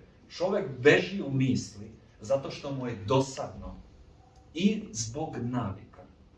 To su stvari na kojima bi čovjek trebao da radi. A rad na sebi je u stvari ironična stvar, zato što sve što manje radimo, mi smo sve razvijeni i sve nam je lakše. Čovjek sve što manje misli, njemu je sve bolje. Misao je neka akcija unutrašnja. Znači, potrebna je energija za to. Sve što manje mislimo nam je bolje. Zamislite tu ironiju. Znači, rad na sebi, umjesto da to kao joj, sad ću da radim, kad ćemo to da radim, da vidimo šta ima, u stvari šta on radi, on se samo oslobađa. Skida slojeve sa sebe, jedan i po jedan. I to je ceo posao naš. Zamislite vi šta smo mi uradili, koliko smo mi slojeva nabacili na sebe, da je rad na sebi jedino da mi skidamo te slojeve. Zamislite vi dokle smo mi došli. Znači da mi moramo da skidamo sa sebe, ne da učimo da se razvijamo, nego da skidamo. Znači, rad na sebi, jedina stvar koja je tu bitna, je da čovjek samo shvati da je najveća greška čovjeka da misli da je zao, ili da je nesavršen, ili da je loš.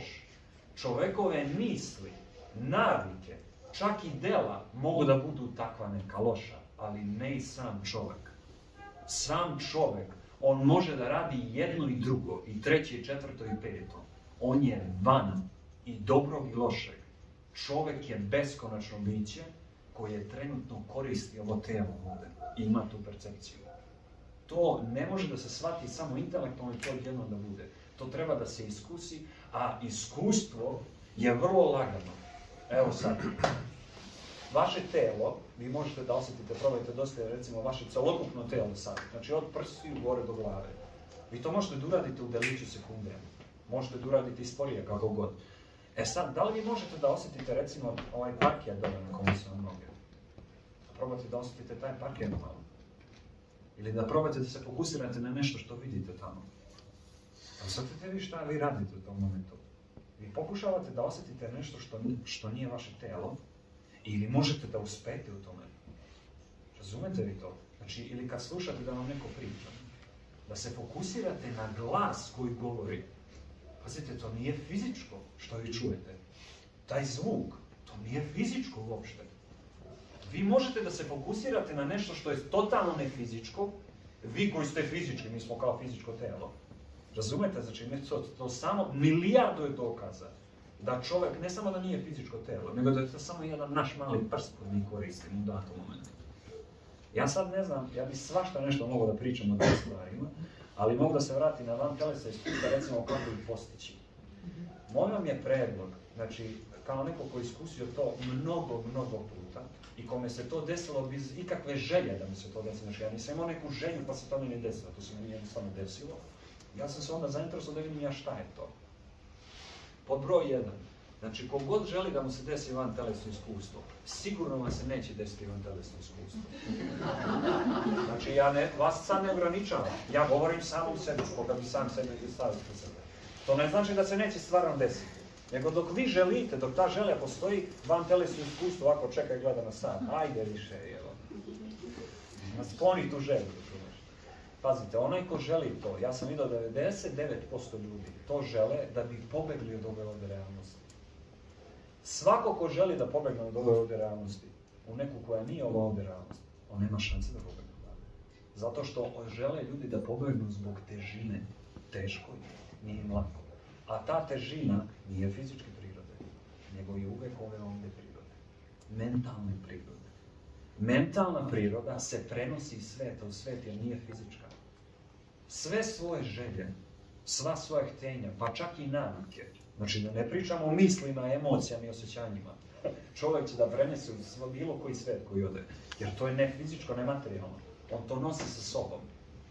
Ako vi ovdje sada ne olakšate sebe, to je samo puka mašta i misterija šta su to vantelesne iskustva.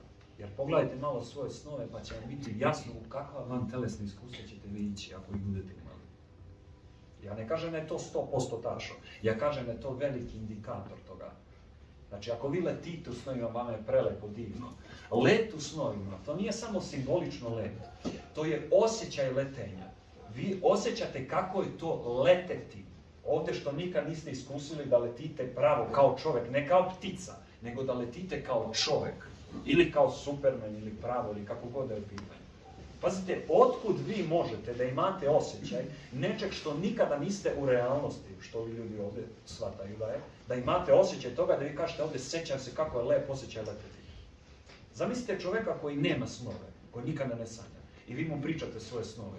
Vi ste apsolutni ludak za njega. Znači morate da ima iskustvo to da postoji, da bi uopšte mogli da komunicirate to sa nekim. Vi ako nemate to iskustvo, a neko vam priča, to je puka mašta do vas. To može da bude nešto što je vaše htenje, što vi to hoćete, a da taj neko drugi ne dohvati tu sferu. Nema od toga ništa. Kako možete da iskusite van telesno iskustvo? Tako pod broj 1, što ćete apsolutno zaboraviti na sve želje i htenja što vi želite od tog van telesnog iskustva i zainteresovati da zapravo vidite vi šta je to.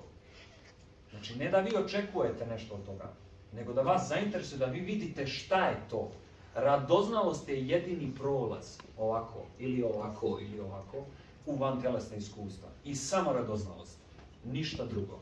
Znači, vi ako niste radoznali da vi vidite šta je to za vas, da li vi postojite na nekom drugom mjestu, a ne da vi pretpostavljate da je to realno i sad ću ja idem da pričam sa svojom babom, pa će ona meni da kaže da je zakopala neki čup, ili ću ja da odem da pričam sa svojim dedom koji je mnogo zajeban u situaciji, pa ja ću da mu pomognem, od toga nema ništa. Znači, možda bude nešto, ali moje predlog da ne radite to, zato što samo ćete sebi stvarati dodatni teret i presiju i kad budete 50. put pokušali, ogadit će vam se i nećete ni pokušavati. Najbolje od svega je da čovjek bude radoznao. Radoznalost ne može na silu. Radoznalost često dolazi iz inspiracije neke vrste. I to u stvari ono što se dešava ovdje sada. Znači, zato ja ne pričam o nekim iskustvima, šta se meni desilo tamo pa da ja pričam, pa kako sam ja reagao i tako dalje. Neću vas da programiram, da vi treba da imate vaša sopstvena nevina po prvi put van telesna iskustva. Nešto što niko nikada do sad nije doživeo, da vi pipnete to, da vi vidite šta je to. Nešto što ne može da se izgovori. 90% iskustva ja ne mogu da prevedem u reči. Nema reči za to što sam, ja mogu da kažem ličilo na ono, i ja kad probam da pričam o tome, i kad slušam sebe kad pričam o tome, to izgleda tako siromašno, da mi je prosto žao što uopšte pričam o tome. Ali nema veze, ja govorim zato što mi se govori, zato što mi je lepo, neka li mogu da se prevedu. Zato ja pričam samo do astralne projekcije, van toga ne, jer van toga, ja ne znam kako to da prevedem. A to postoji, to nije neka mašta ili nešto, to isto ovo ovdje što vi gledate. Još jedna stvar. Želeo bih da vam kažem da sredimo definiciju mašte. I onda ćemo da pređemo na neke druge pitanje, sigurno sam nešto preskočio. Pazite ovako, mi sad u ovom trenutku ovdje, neko može zatvoriti oči, ako može otvoriti oči, totalno nebitno. Ja samo mogu da kažem, zamislite šta god hoćete, ajde da kažemo, zamislimo jednog belog zeca, koji je našao šagarepu ogromnu, iznenadio se i sad on jede tu šagarepu. I da mi zamislimo kako taj zec jede tu šagarepu. I sad ne bih ja zatvorim oči, zamislim, zeka, razumiješ, jede tu šagarepu, baš je jako lepo i zanimljivo. Međutim, ja kad otvorim ovdje oči, i kada ja zatvorim oči, i kad ja kao vidim tog zeku, a i uporedite vi sada ovdje vašu maštu sa ovim što vi vidite ovdje. Šta izgleda realnije? Izgleda ovo ovdje realnije, ili to vi što ste zamislili, ti neki obrisi što vi vidite? Razumete? Pazite koliko ovo ovdje izgleda realno. Vi ne morate da zamišljate ništa, samo otvorite, gledate oči. Međutim, za maštu je potrebna neka vrsta napora, neka vrsta energije i to izgleda kao crtač. U maksimalno, znači čak ni boje nema. Razumete? Mašta je nešto što je čovjek prepisao mnogim stvarima i on kaže, ma to si ti izmaštao. To si ti nešto zamisli i tako dalje. A vi možete da imate iskustva ista kao ovdje nešto da vidite i onda neko ko nema ta iskustva, on hoće to da prelepe zato što on te ne vidi, on hoće da prelepe i kaže to je tvoja mašta. Čovjek ne mora da prihvati da su takva iskustva mašta. Nemojte da ograničavate sebe. Mi kao ljudi ne bi trebalo da definišemo sebe. Mi možemo da definišemo ovu čašu, onaj telefon ovdje, ovo ovdje odeću i ovo telo, ali nikada nas same. Definicija je granica. Čovjek nikada ne bi trebalo da kaže ja sam fenomenalni anđeo koji sve može, ja sam fantastičan, ja sam đavo ili ja sam ovo. Posle te reči ja sam, to je dovoljno. Čovjek jeste, on postoji. A šta je čovjek? Ćemo mi tek da vidimo. Budite vi radoznali da vi istražite šta ste vi. A ne da vi unaprijed definišete sebe. Jer ono što ste vi znali sa 10 godina, te neke fenomenalne definicije, po prvi put kad ste vidjeli nešto fantastično, pa je prošlo 20 godina pa ste vidjeli nešto još bolje. A šta će biti posle 20 godina sada odavde? A šta će biti posle ovog života i tako dalje? Ne ograničavajte sebe zato što to su u stvari ti slojevi koji mi skidamo sa sebe kada tim radom na sebi. To su naše maske, naša koža koju moramo da skinemo sa sebe, da vidimo da konačno dođemo sa sebe. Težina nam postaje te definicije nas sami. Nije nama teško što ovaj sto ovako kockasta, ja želim da bude krug. Nego je meni teško moja ideja o meni samome, što to nije tako, ja to želim da bude tako. Mora moja želja da bude ispunjena. A ja nemam pojma ni ovo, možda mi se sviđa da probam da vidim to. Očekivanja uništavaju ljudski um i ljudski duh, znači oni ne mogu kompletno da ga unište, ali mogu da ga okrnje, da bude jako slab i da bude u patnji. Iz te patnje je potrebna posle regeneracije, znači verujte, ne treba nam to. Nemojte sebe da definišete. Znači kad vam neko kaže, ma ti si fenomenalan, dobar, ti si najbolji, ti si genijalan, ma ti si astralni putnik čoveče, razumeš? Neka oni pričaju šta god oni hoće. I vi možete da kažete hvala, sve to ekstra, ali znajte vi u sebi da vi ništa od toga. Sloboda leži u prostoru. Sloboda ne leži u definisanju, nego u slobodnosti, to je u prostornosti. Znači ne u definisanju toga.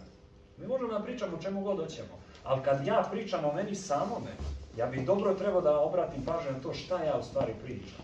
Jer to govori o tim slojima na sebi na kojima treba da se radi. Zinja, možda mi daš ta pitanja da vidim samo? O precima, jel? Da, o ego, precima. Šta je to astral?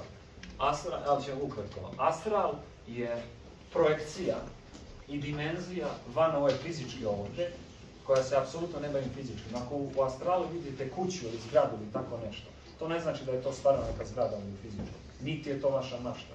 To je u potpuno slobodnoj dimenziji jedna određena građevina koju vi kad priđete vidite da to nije građevina. To možda bude bilo šta. Astral je znači nešto što je totalno nefizičko.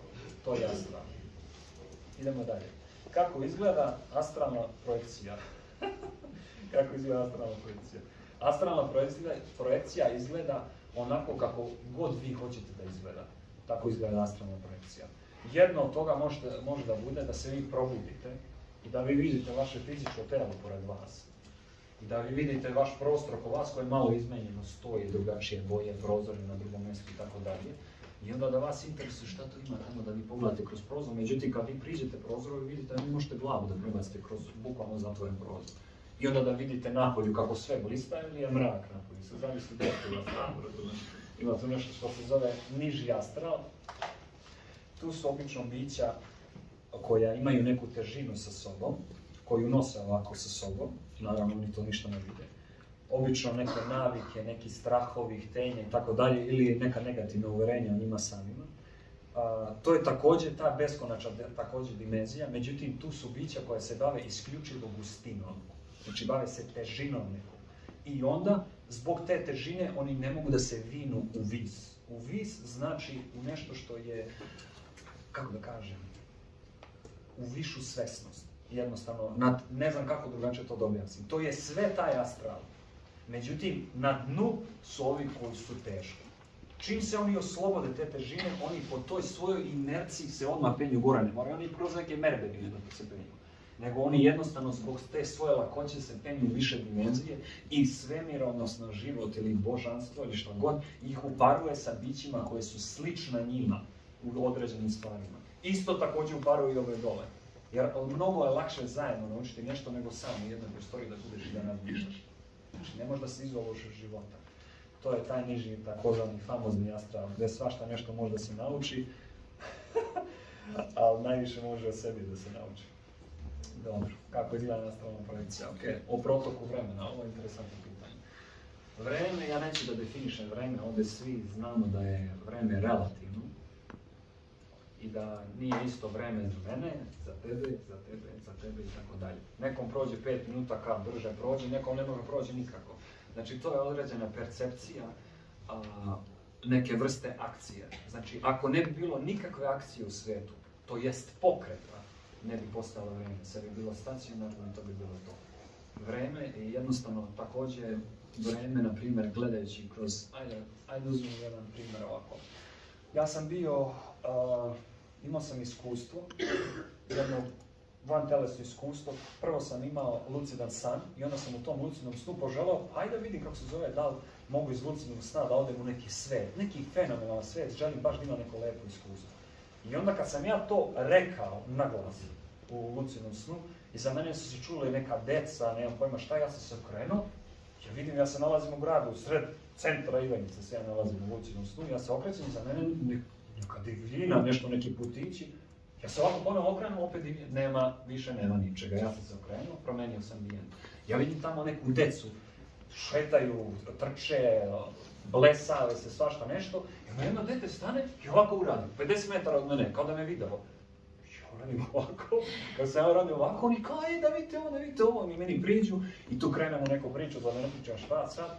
Uglavnom, oni su mene vodili kroz ta neka sela i kroz neko išli sve oko mene, skakali, nisu mogli da veruju, vukli me za ovog, znaš, ko si ti, kako se zoveš, tako dalje.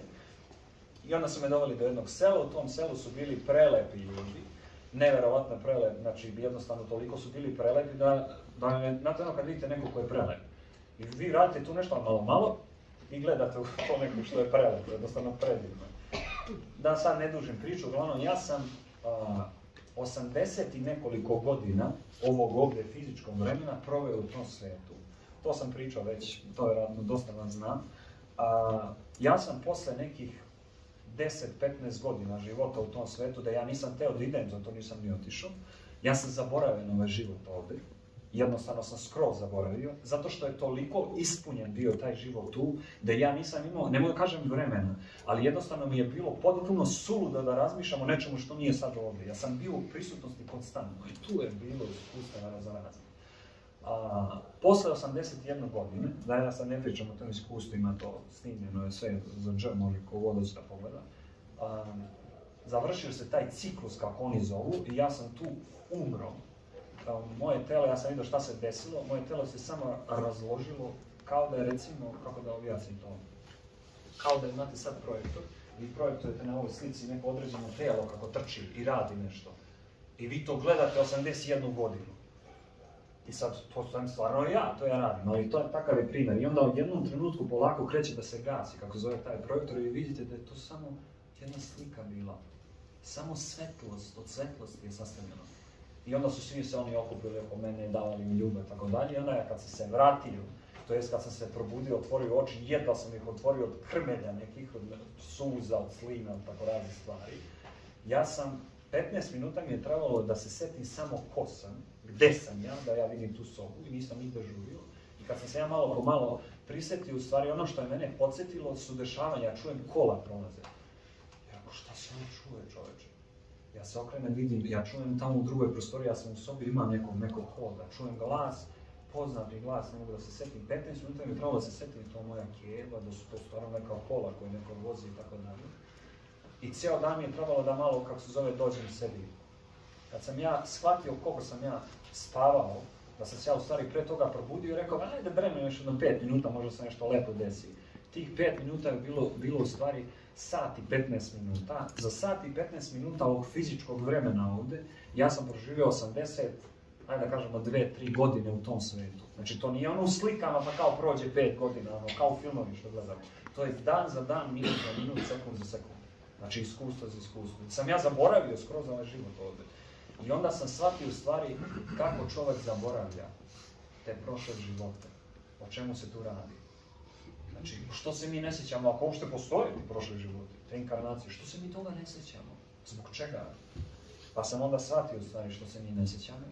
Zato što se čovjek nije spreman za to, većina ljudi nisu spremni za tako nešto. Postoji određena zrelost koju čovjek dostigne. Pazite, ja ne znam koja je to vrsta zrelosti. Da li je to neka mentalna zrelost, da li je to neka energetska zrelost, kakva god je zrelost. Uglavnom ja sam vidio da posle određenog momenta kad čovjek prestane da se identifikuje toliko sa tim telima, sa tim životima, kad kaže ja sam toliko napatio u životu, ili da kaže ja sam imao to iskustvo, te patnje je bilo vrlo interesantno. Zamislite vi koliko su to dva različita pristupa. Nije to da sam ja patio, ja sam imao to iskustvo. Razumete? Kad to čovjek dostigne, kad se ne identifikuje više, onda počinju da mu postanu dostupna takva iskustva prošlog života. Zato što ga ne uznemiravaju više, ne ometaju mu ovaj život ovdje. To je ono što se desilo sa mnom. Gdje sam mogao da odem i da kažem, ajde vidimo, kakvi su to prošli životi, o čemu se radi. Pa su mi pokazali dan pre toga, pa sam onda shvatio da je svaki dan za sebe život, u stvari jedan veliki, dok ne odemo da spavamo.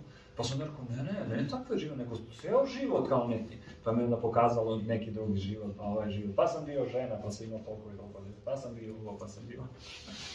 To je bilo jako smešno. A najsmešniji od svega i najdirljiviji su momenti kada vam umiru voljeni.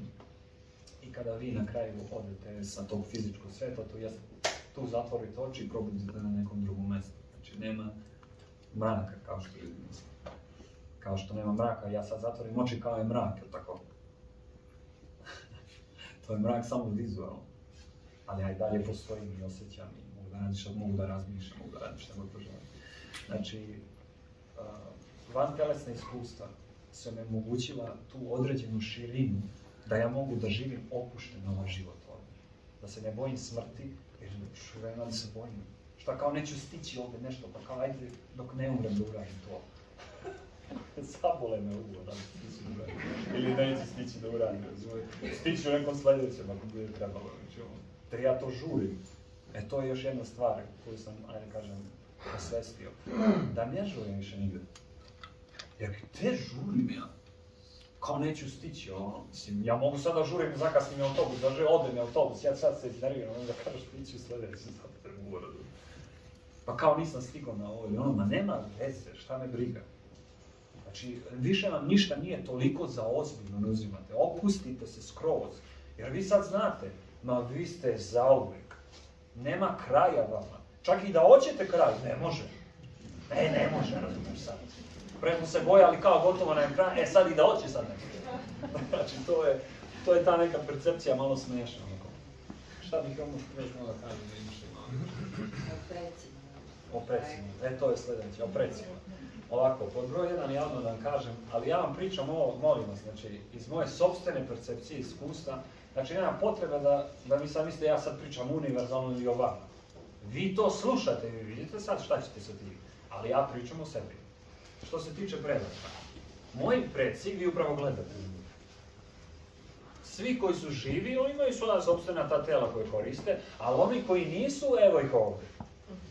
U tim su rukama, vlakama, svuda su oni tu. To je sve sastavljeno od njihove sopstvene energije i od njihovog tog materijala i od tih njihovih veština i od tih njihovih navika i od svih tih stvari. I kad mi pričamo o precima, mi u stvari ono o čemu mi pričamo o neosvešćenim delovima nas samih. Sad to ne znači da oni ne postoje, to kao samo ja postojim, nego to je jedna određena svesnost i percepcija gdje ja, ovo što ja jesam, je sastavljeno od mnogo toga, od mnogih tih koji su bili po znacima navoda pre mene. I to vam daje neku takvu, kako bi to moglo da kažem, mir. I to nije poniznost, nego jednostavno kao neki osjećaj milosti prema svima njima. Znači, bez obzira, neki predak, njihov dar meni možda bude jako zajeban i težak. Možda bude nešto vrlo, da kažemo, kako da kažem, da mi ne pruža zadovoljstvo, da mi pruža ovako neku patnju. Međutim, ono što sam ja video, da mnogo puta sam sam sebi ja bio predak. I šta ćemo sad sa tim? Mnogo puta se desilo. Sam svoj neki čukun deda ili čukun baba ili tako nešto. Zamislite vi tu percepciju sad. Sam ja bio svoj sopstveni deda, recimo, ili pradeda. I sad, ko mi je kriv što je taj pradeda bio sad, pa se sad to prenelo na mene, pa ja sam... Znači, ja rešavam u stvari svoje sopstvene probleme. Znači, sam ja tuđe tamo neke. Znači, oni me osvešćuju da u stvari mi smo svi povezani po znacima navoda, u toj nekoj, ja da kažem, svesnosti i večnosti, i da mi svi delimo te kvalitete. I ako ja budem nikad imao decu ovdje u fizičkom, čisto sumnjam, ali ako budem imao, onda će ja to preneti na njih. Znači, pa oni sada imaju, recimo, ili, kako da kažem, neku prednost, ili neku veštinu, ili neku tendenciju, ili nešto kao tome. To su sve darovi. Znači, sposobnosti u ovom ovdje telu koje čovjek ima, to nije naše. To je sve prenešeno, kao recimo neki medaljon ili prsten, ili recimo neki artifakt od nekih naših predaka, kako oni sam nama daju, a sad mi to držimo, pa ćemo mi to oduzmemo da damo nekom drugom i tako dalje. Ali dok smo ovdje, to je naše. Razumete? Znači, to zaista nije stvarno naše, nego je to od te naše linije, mi kažemo, od tih naših predaka. Razumete? To nas čini nekako, kako da kažem, ne može čovjek da bude arogantan kad shvati te stvari, kad ima to iskustvo. On više ne može da kaže ovo je moj, samo moj. Ja ću to tebi da dam, vidjet ćemo da će to da prenese. Ne zavisi od nas uopšte. Kao kad recimo moj ćale, recimo, ako bi moj ćale rekao meni, vidjet ćemo da li ću ja na tebe, da li sam ja na tebe preneo, recimo, ne znam ja sad, tu fizičku sposobnost ili tako nešto. Ili tako neki dar, ili recimo inspiraciju za neke ideje fenomenalne ja dobio. Kaže, da ti ličiš na mene, to sam ja tebi preneo ili tako nešto. A ko je tebi preneo pre toga? Razumeš? Znači, to je naše zajedničko, mi to koristimo zajedno. Znači, to nije moje stvarno, mi to koristimo samo i da dajemo dalje da to ide. Znači, to je ta cirkulacija energije, života, svi ti darova. Čovjek ne bi trebao da se vezuje ni za šta. Znači, ono sa čime se čovjek ponosi ovdje, dobro obratite pažnju na to. Jer to vam govori o svom sopstvenom egu. Na šta ste vi ponosni? Na nešto vaše, neko postignuće. Nije isključeno da je to postignuće već postignuto, a da ste vi samo dostigli zrelost da vi to možete da koristite. Znači, samo polako što se tiče prisvajanja tih stvari. Mnogo njih je pre nas imalo isto tako, pa nam je to prenalo. I čak ti neki drugi, to smo možda čak bili i mi. Tako da opuštamo. Što se tiče predaka, čuli ste vjerojatno za čišćenje predačke linije, pomaganje precima i tako dalje. To je realno i stvarno, kako da kažem, oni ako su otelotvoreni, ali ne mora da znači fizički otelotvoreni, to znači da postoji neka problematika kod njih. Ako imaju i dalje formu van fizičkog života, recimo može da se desi da taj neki predak, recimo neki deda naš ili moj neki deda, da on ima neki probleme ili neka negativna uverenja, u smislu da posle ovog fizičkog života nema ništa. E sad to nije da on ne veruje, nego on veruje da posle ovog života nema ništa. Onda ne veruje, on mi rekao, ja ne znam, vidjet ćemo. Tako? Međutim, on je jako verovao da nema ništa, to je samo mrak. I šta mu je se desilo? Desilo se to kad je završio ovaj fizički život ovdje, da on samo nastavio da živi isti takav život na drugom mjestu. Jer ne može da nema iskustvo, mora da ima nešto. I on je samo nastavio, on je recimo kopao maline, kako se zove, u selu. Tu sam ga ja našao u takozvanom tom nižem stravu, gdje sam jednostavno život ga upario sa tim ljudima sličnim afiniteta, gdje sam ja vidio da je konstantno non stop je mrak tu, suto. I on kao kopa maline i tu radi, ja ga pitam, mislim sada ne pričam cijelo iskustvo, ali delić tog iskustva, čekao, deda šta radiš, si dobro? Joj, umoran sam, moram samo da legnem malo. I on se pokrio lego. Ja sam vidio da ne treba da ga direm. Ja sam se samo okrenuo tu u nekoj šupi, blizu tih malina. Ja sam samo okrenuo i pogledao taj ambijent, kako to sve tu izgleda. I da sam ja vidio da ima stotine drugih ljudi koji vrlo slično to rade, isto.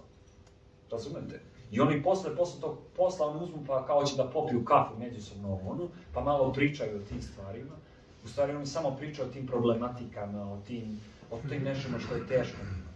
I to ih je namjerno stavilo da bi mogli da vide, jer ti ljudi su im ogledalo. Da se osveste malo, razumete? Zato je bitno da čovjek vidi s kim se u stvari on druži to.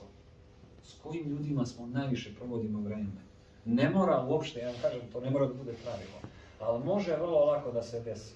Da su ta ljudi naša ogledala, ne u smislu da oni ne postoje, nego su oni neko ogledalo, nego da i oni nama govore, vidiš, ti si sličan kao što sam ja. To samo ti misliš da nisi. Da mi vidimo koja naš to sličnost parove zajedno. Što smo mi uopšte tu. To je jedna od velikih blagoslova, zato što u tim astralnim svetima, ja kažem sad pričam o astralnim svetima, pogotovo u niži, vreme je potpuno drugačije. Znači ovdje kod nas možda prođe godinu dana, tamo možda prođe 1000 godina. Sve zavisi od njih samih. I oni mogu da se osveste, da vide šta rade i na kraju da puste to. Da kažu, ok, ja ne znam više, ne mogu više da patim, znači Bože pomozi mi ili nebitno ko, jer čovjeka traži pomoć, ako je iskreno. To znači da je priznao da sam sebi ne može da pomogne. Drugim rečima, spustio je ego.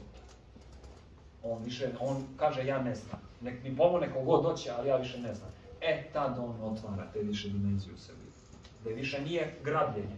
To nema ništa, posle toga znam ja.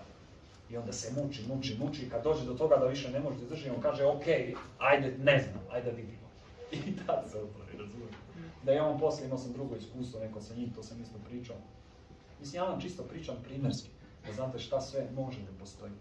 Znači, da je bilo iskustvo, da je on zapravo drugim ljudima pomagao na tom prelaznom periodu.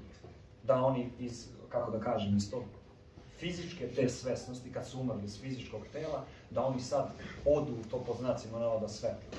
To je često izgovor ljudima kao da odu u svetlo, da odu u neko bolje, ne znam nija, bolje mesto i tako dalje. To ne mora da bude svetlo.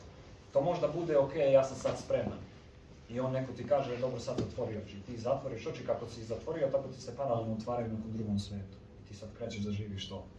Razumete, to možda bude 1000 varijacija, ali ironično je da on, koji je čvrsto verovao, da posle nema ništa, znači da je mrak, da je on baš posle moj život dao ulogu, da on te ljude pokazuje da ipak ima nešto.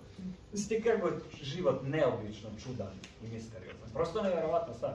Mislite, ovo ne mora da bude istina za sve ljude. Ovo čak možda bude i totalna neistina za neke od vas. Ali ja vam kažem, obogatite svoj um i svoje iskustvo sa ovim što čujete, da dozvolite sebi tu mogućnost. Zašto da ne?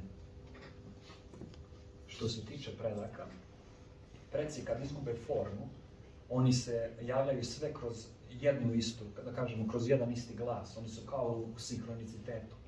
Ne mogu to baš da objasnim, ali ako su preci stvarno osvešćeni i nemaju nikakve problematike, onda mi imamo samo jednog predka. Samo jedan glas koji priča za sve njih. To znači da su oni u 100% sinhronizacije jedni sa drugima. Sve dok imamo jednog predka koji dolazi, taj predak ima nešto što to treba da se razreši. Jer on se drži forme, nešto ga drži tu. O ego. Ok. Da, kažemo malo o ego. Ego, šta je ego za mene? Ok. U fizičkom ovdje svijetu. Ego je ono što ja mislim da ja jesam. To je ego. Ako ja ne mislim ništa o sebi, onda, ako ja sebe ne definišem, da kažem ja ne znam, ja istražujem šta sam ja, još uvijek istražujem, a to je u stvari taj put, večno istraživanje. Čovjek, ako ne kaže za sebe, ne definiše za sebe ništa. Znači, niti da je u pravu, niti da nije u pravu, nego vidjet ćemo kad vidimo, vidjet ćemo kad dođe. To je oslobađanje od ega. Znači, ako čovjek nema sliku o sebi, predstavu neku, ideju o sebi, ko je on, šta bi on trebao da radi, i tako dalje. Ako ima to, to je ego. Kad vam neko kaže, ma šta ti znaš, ja ću sad tebi da kažem kako stoje stvari, a onaj čovjek recimo 50 godina radi to i radi najbolje toga. I taj čovjek recimo može da kaže, i taj čovjek recimo može njemu da kaže, pa dobro, možda ja još uvijek nešto ne znam, eto recimo. Razumete vi koja je to razlika u tome? Znači, ego je ideja o nama samima. To nije stvarni entitet, nešto što ja mogu duhvati oko da ga zadavim, a sad ja više nemam ega ili tako nešto. Znači, to je ideja o nama samima, zato je ego zauvek i večan, a može i da ne postoji. Isto kao ideja. Vi ceo život možete da imate neku ideju. Mislite da ona može da propadne. Ona može da traje 1.000.000 života ta ideja. A možete i da je pustite kao što mene više ne interesuje. Ideja je sad ego. Znači, imaju neki ljudi koji su jako identifikovani sa, kako se zove, sa fizičkim telom. Ja sam telo. To je ego fizičke prirode. Imaju ljudi koji nisu uopšte identifikovani sa fizičkim telom, nego se sad identifikuju sa silom nekom. Da kaže, ja sam ta božanska sila. To sam. Ja dolazim od te sile i ta sila radi kroz mene. Radim ja ništa? Ta sila radi kroz mene, razumiješ? I sad to je dobra stvar. To je odlična stvar na otpuštenju od ega. A znate šta bi bilo kad ne bi bilo ega? Znači, ako tu ne bi bilo, onda taj čovjek ili ta žena ili kogod, oni ne bi ni pričali šta se tu dešava. Nego jednostavno dođe neko nešto ti traži i ti uradiš šta treba tu. Kao ti okej, jeste, kao pa šta se desilo, kako si ti to radio, na šta bi taj čovjek trebao da kaže? Ne znam. On bi to trebao da kaže, jer to je najiskreniji mogući odgovor. Ako zna, on bi trebao da kaže, znaš kako, to i to se desilo, ali na koji način tačno ja ne znam. Znači, tačno da kaže do granice svog znanja. Jer čim pređe nešto van njegovog iskustva, da on to ne vidi, kaže to je moja pretpostavka, tu kreće ego. Razumijete? Ego prisvaja. Međutim, ego možda bude vrlo suptilan. Možda kaže nisam ja, nego ovaj Baja pored mene je Bog ovako stoji, a ja sam sa njim, razumiješ tu. Ja sam sad jak uz njega. Kontaž, znači, bilo kakva asocijacija, ego za bilo šta može se uhvati. Razumijete, to nije neki crv o mentalne prirode u našoj glavi pa se hvata. Nego mi smo naučeni ego. Nas nauče ego. To je mentalna konstrukcija, ideja da čovjek mora da bude nešto. Ne mora čovjek da bude ništa. Čovjek već jeste ono što jeste. I ne može da postane ono što već jeste. U tome se sastoji sam taj duhovni proces, kako ga neki zovu, ili duhovno iskustvo, kao duhovni rast. Sad ja postajem nešto, ili ja sad prestajem da budem nešto i tako dalje. Ta neka transformacija naše sopstvene ličnosti. Ono što se transformiše je koji je također fantomski entitet, jer ne postoji u suštini. Jer kad nemaš misli, gdje je onda Šta ćemo onda? Znači, ta identifikacija sa bilo čim, ja sam to, ili ja sam to, ili ja sam to, to je ego. I ništa drugo sem toga. Znači, nemojte da vas zavaravaju da je ego potreban i da bez njega ne bi mogli da živimo ovdje u fizičkom. Mislite da sad, ako bi vi uzeli, recimo, ovo je rerna ovdje, i sad to je jako vruće. Ja iz nekog ludačkog razloga sad ja hoću da pipnem, razumiješ to, da vidim što se dešava. Ja sad hoću da pipnem, ja sad ako nemam ego, ja ću sad izgorim, ja ću glavom sad uraditi. Telo će samo da uradi ovako. Ne mora niko telu da kaže da li je nešto opasno ili nije, ono ima svoju sopstvenu inteligenciju, ali ne i svesnost. Jer robot možda bude vrlo inteligentan i u nekoj igrici možemo da napravimo nekog karaktera koji radi razne inteligentne stvari, međutim da je svesnost. Oni nisu svesni sami sebe. Ono što su svesno sami sebe, to smo mi. Ali pazite kako sam rekao, ono što je svesno sami sebe, ja nemam pojma šta je to, ali meni to tako deluje. Razumete? Znači, ne želim da se ja upecam, da meni sad neko kaže, ti si genijalan. Znaš što ti si genijalan? Ti si fenomenalan, fantastičan, ti si ovo ono. Ja samo mogu da se zahvalim, hvala lepo, ono. Međutim, ono što sam ja provalio, da ljudi često govore o sebi kad pričaju. Razumete? To je to kad se osvestite, kad više ne mogu da vas upecaju ni na šta. Kad vi shvatite da ljudi sve što vam govore, postoji velika vjerojatnoća da vam oni u stvari o sebi pričaju. Tako da, to što oni pričaju fenomenalne stvari, to govori meni o njima. Oni mi se pokazuju tako. Znači, ja više ne uzimam ništa za lično. I samim tim sam slobodan. Možda sada me neko psuje da se ovo kaže, ali ja gledam to i kažem, Bog te mazo, ovaj čovjek je dobro s njemu. Razumeš, više ne, jer ja znam kako on meni možda zna. Kad ni ja sam ne znam. Znači, pa hoće da mi kaže. Znači, razumijete, to je to samo svesnost. I to je minimalna svesnost. Minimalna. Znači, samo da se osvestiš da vidiš da se nalaziš, to je to. Ok, da vidimo još kod pitanja. Može, evo, smrti ima još. Od smrti. Dragi moji, nastavljamo sa predavanjem, pa ja bih vas zamolila ako imate pitanja.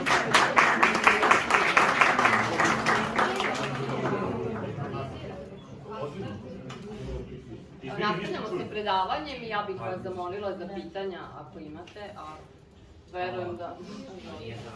Može, hvala ti. Pa nisi završio smrt. Ok, hoćete da kratko završimo o smrti, pa pošto smrt je uvijek kratka. Znači.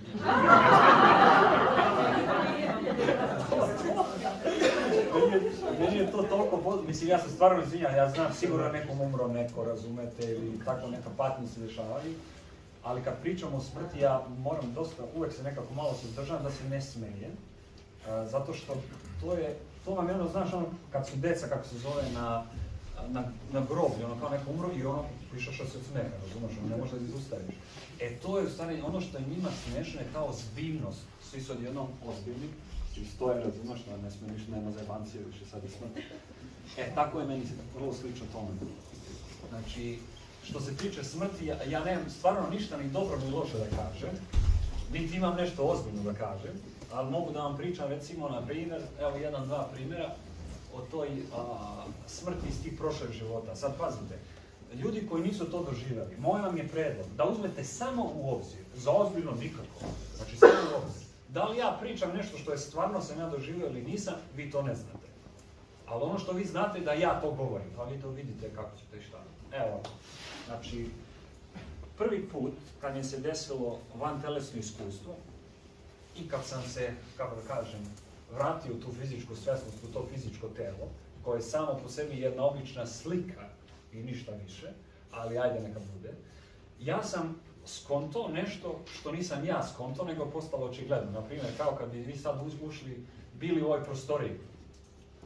10 godina ste bili u ovoj prostoriji ovdje. I sad, u jednom trenutku, hoćete da izađete napolje. I vi sad izađete napolje i kako vi izađete napolje i drugu prostoriju zatvorite, vi tek tad shvatite da u stvari je prestalo nešto da zuji. Prestalo je nešto da zuji, osjećate ogromno olakšanje. To je tako kad čovjek umre. Mi ne primećujemo tu težinu. Nije to težina fizičkog tela, nego našu identifikaciju sa fizičkim telom. Nama je fizičko telo teret. Vrlo često teret. I blagoslov i sve to stoji nego teret. Tek kad čovjek otvori ta vrata i izađe, ko sam ja rekao, tu drugu prostoriju, to je u stvari izlazak iz tela.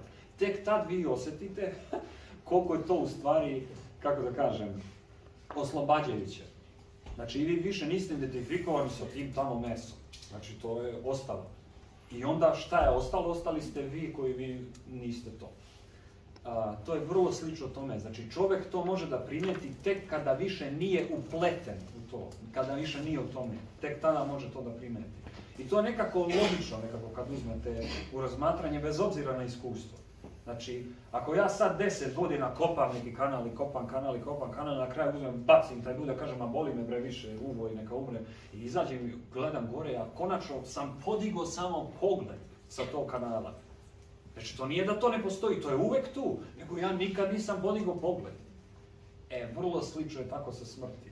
Čovjek tek tad, u 99% slučajeva, koliko sam ja primetio, tako je bilo i sa mnom, tek tad čovjek obraća pažnju na ono što nije fizičko, u stvari na ono što je zauvek i što je večno. Što se tiče misli, znači ja ne želim da misli izađu na neko, kako da kažem, da budu nešto loše, misli nisu ništa loše. Misli mogu da budu zauvek. Misao zavisi od nas samih. Mi možemo da kažemo da kreiramo tu misao, to je malo arogantno reći, ali nemam bolju reći za to, ja se izvinjavam. Ali mi možemo da kreiramo misao, možemo da primamo misao kao prijemnik i može da se desi nešto treće, zašto ja nemam objašnjenje, da niti je primljeno, to je drugim rečima, nije poslato s neke lokacije pa si ti primio, niti sam ja stvorio, nego se jednostavno ona, kako da kažem, ne mogu da kažem ni stvorila, ja sam obratio pažnju na to, postoji, jest. Ovo je dobro rečeno, ona postoji. Znači, kao da sam postao svestan toga. Znači, to su neka 3 primjera za koje sam ja video što se tiče misli. Misao je također zauvek i čovjek počinje da obraća pažnju posle fizičke smrti na te stvari koje su stvari malo večnije, ili da kažem večne. Također emocije svoje, uverenja, ideje, mentalne konstrukcije, ali najviše uverenja. Uverenja su, jao majko moja, znači to su kao neki mentalni hodnici koje mi konstantno imamo oko sebe. Radi se 2,5 metra. Naravno da nije, možda bude koliko god hoće. Ali gdje god se mi krećemo, to se kreće sa nama. Znači to nas usmerava u našem životu, naša verovanja. Znači, i sad šta mi možemo da uradimo sa tim? Mi možemo da pratimo naša verovanja, da imamo filter taj naših verovanja, da vidimo neku sad tamo svetlost i nešto sakrivimo. I da kažem, ovo je anđeo. To je anđeo da ja idem prema toj svetlosti i šta god, ne uzimajući u obzir kako se ja osjećam u tom momentu. Znači, ako ja to vidim, meni će moj osjećaj odmah da kaže da li je to za mene ili nije. Osjećaj ne govori šta je to tamo nešto. Osjećaj se ne bavi kod čoveka, koji je inače suptilno čulo čoveka, je nešto što mi zovemo osjećaj. Jer čime to čovek opaža osjećaj svoj ili emociju? Čime? Jer ja to možda čujem svoju emociju, ili je vidim, ili je dodirujem. Kad mi kažemo osjećam čime, ja osjećam emocije. Svoj osjećaj. Ili recimo kao ja sam sad u miru. A čime, kao ja osjećam mir. A čime ga osjećaš? Znači to može da se kaže da je suptilno čulo, to je mnogo više od toga, ali može da se kaže da je suptilno čulo. Čovjek počinje da obraća pažnju na suptilna čula kada napusti fizičko telo ili kada ga konačno ostavi na miru fizičko telo. To ne mora da znači da je fizičko telo umrlo, nego da je on prestao da obraća pažnju na to. To se automatski dešava svake noći, skoro svake noći, zavisi kako ko spava. Kad čovjek ode da spava, ne da sanja, već da spava.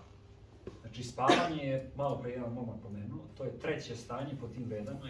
Znači imamo budno stanje, imamo sanjanje i imamo spavanje. Spavanje je jedno od tih stanja oslobođenih od svih čula. Znači i od misle, bilo čega. I to je regenerativno, da kažemo, stanje svesnosti, bez kojeg ova ostala dva, da kažemo, ne bi mogla da postoje. Zato što bi se istrošilo jednostavno i ti bi morao da uđeš ponovo u regenerativno stanje. Jer sva energija dolazi iz ničega, ne iz nečega. Nešto dolazi iz ničega, pojavljuje se. To je nešto što um ljudski ne može da shvati i to ne zato što nije on dovoljno zreo ili veliki, nego zato što je van granice uma. Um ide od tačke A do tačke B, bavi se logikom i tako dalje. On možda bude jako suptilan, možda bude jako razvijen, ali on ne može preko svojih granica. Kao kad bi ja sad hteo, na primjer, da čujem kako ova voda ima ukus. Znači to čulo nije napravljeno da ja osjetim ukus u njima. Ja mogu da ga čujem, da pretpostavljam razne stvari, da imam razne uvide sa tim čulom, a ja nikad ne mogu sa čulom sluha da osjetim ukus. Razumete? Jednostavno je u fizičkom nemoguće. U suptilnim svetovima tu već dolazimo do drugih stvari. I ja sam samo otišao u neke priče. U suptilnim svetovima čovjek koji doživi nekoliko makar takvih iskustava, njemu počinje da bude očigledno da u stvari nemamo mi 4 ili 5 ili 6 ili 13 čula ili tako neko, nego imamo samo jedno čulo. I to nije u stvari ni čulo, ali ajde da kažemo samo jedno iz koje se granaju sva ostala. U fizičkom svetu ovo telo je sidro ovde nama, koje je sidro za čula, ni za šta drugo, samo za čula. A ta čula su, kako da kažem, mogu da kažem projekcija ili kopija, ali to nekako ne bi da degradiram telo. Da kažem, ajde mogu da kažem kopija nekih drugih čula. Razumete? Znači, ova čula koja mi imamo da vidimo, da čujemo dalje, ne dolazi to iz fizičkog sveta. To dolazi izvan. Ovaj fizički svet je ovdje napravljen tako da bi se u njemu iskusila određena gustina i fizička realnost na određeni nivo. Neko dolazi ovdje sa nekom misijom, neko dolazi iz zajebancije, neko dolazi zbog nečeg što ljudi zovu karme i tako dalje. I pričat ćemo o tome kasnije. Međutim, suptilna čula nemaju veze sa ovim ovdje, zato što nisu ograničena lokalitetom. Iz bilo koje percepcije i ugla čovjek može da vidi ili da čuje nešto što je milijardama kilometara daleko, ili da vidi kroz stvari, ili da osjeća kakva je to tekstura te tamo energije ili te tamo po znacima materije bez da je dodirne. Znači, to čulo je aktivno, ali ne moram ja da ga pipnem da bi ja osjetio to. Samo fokus.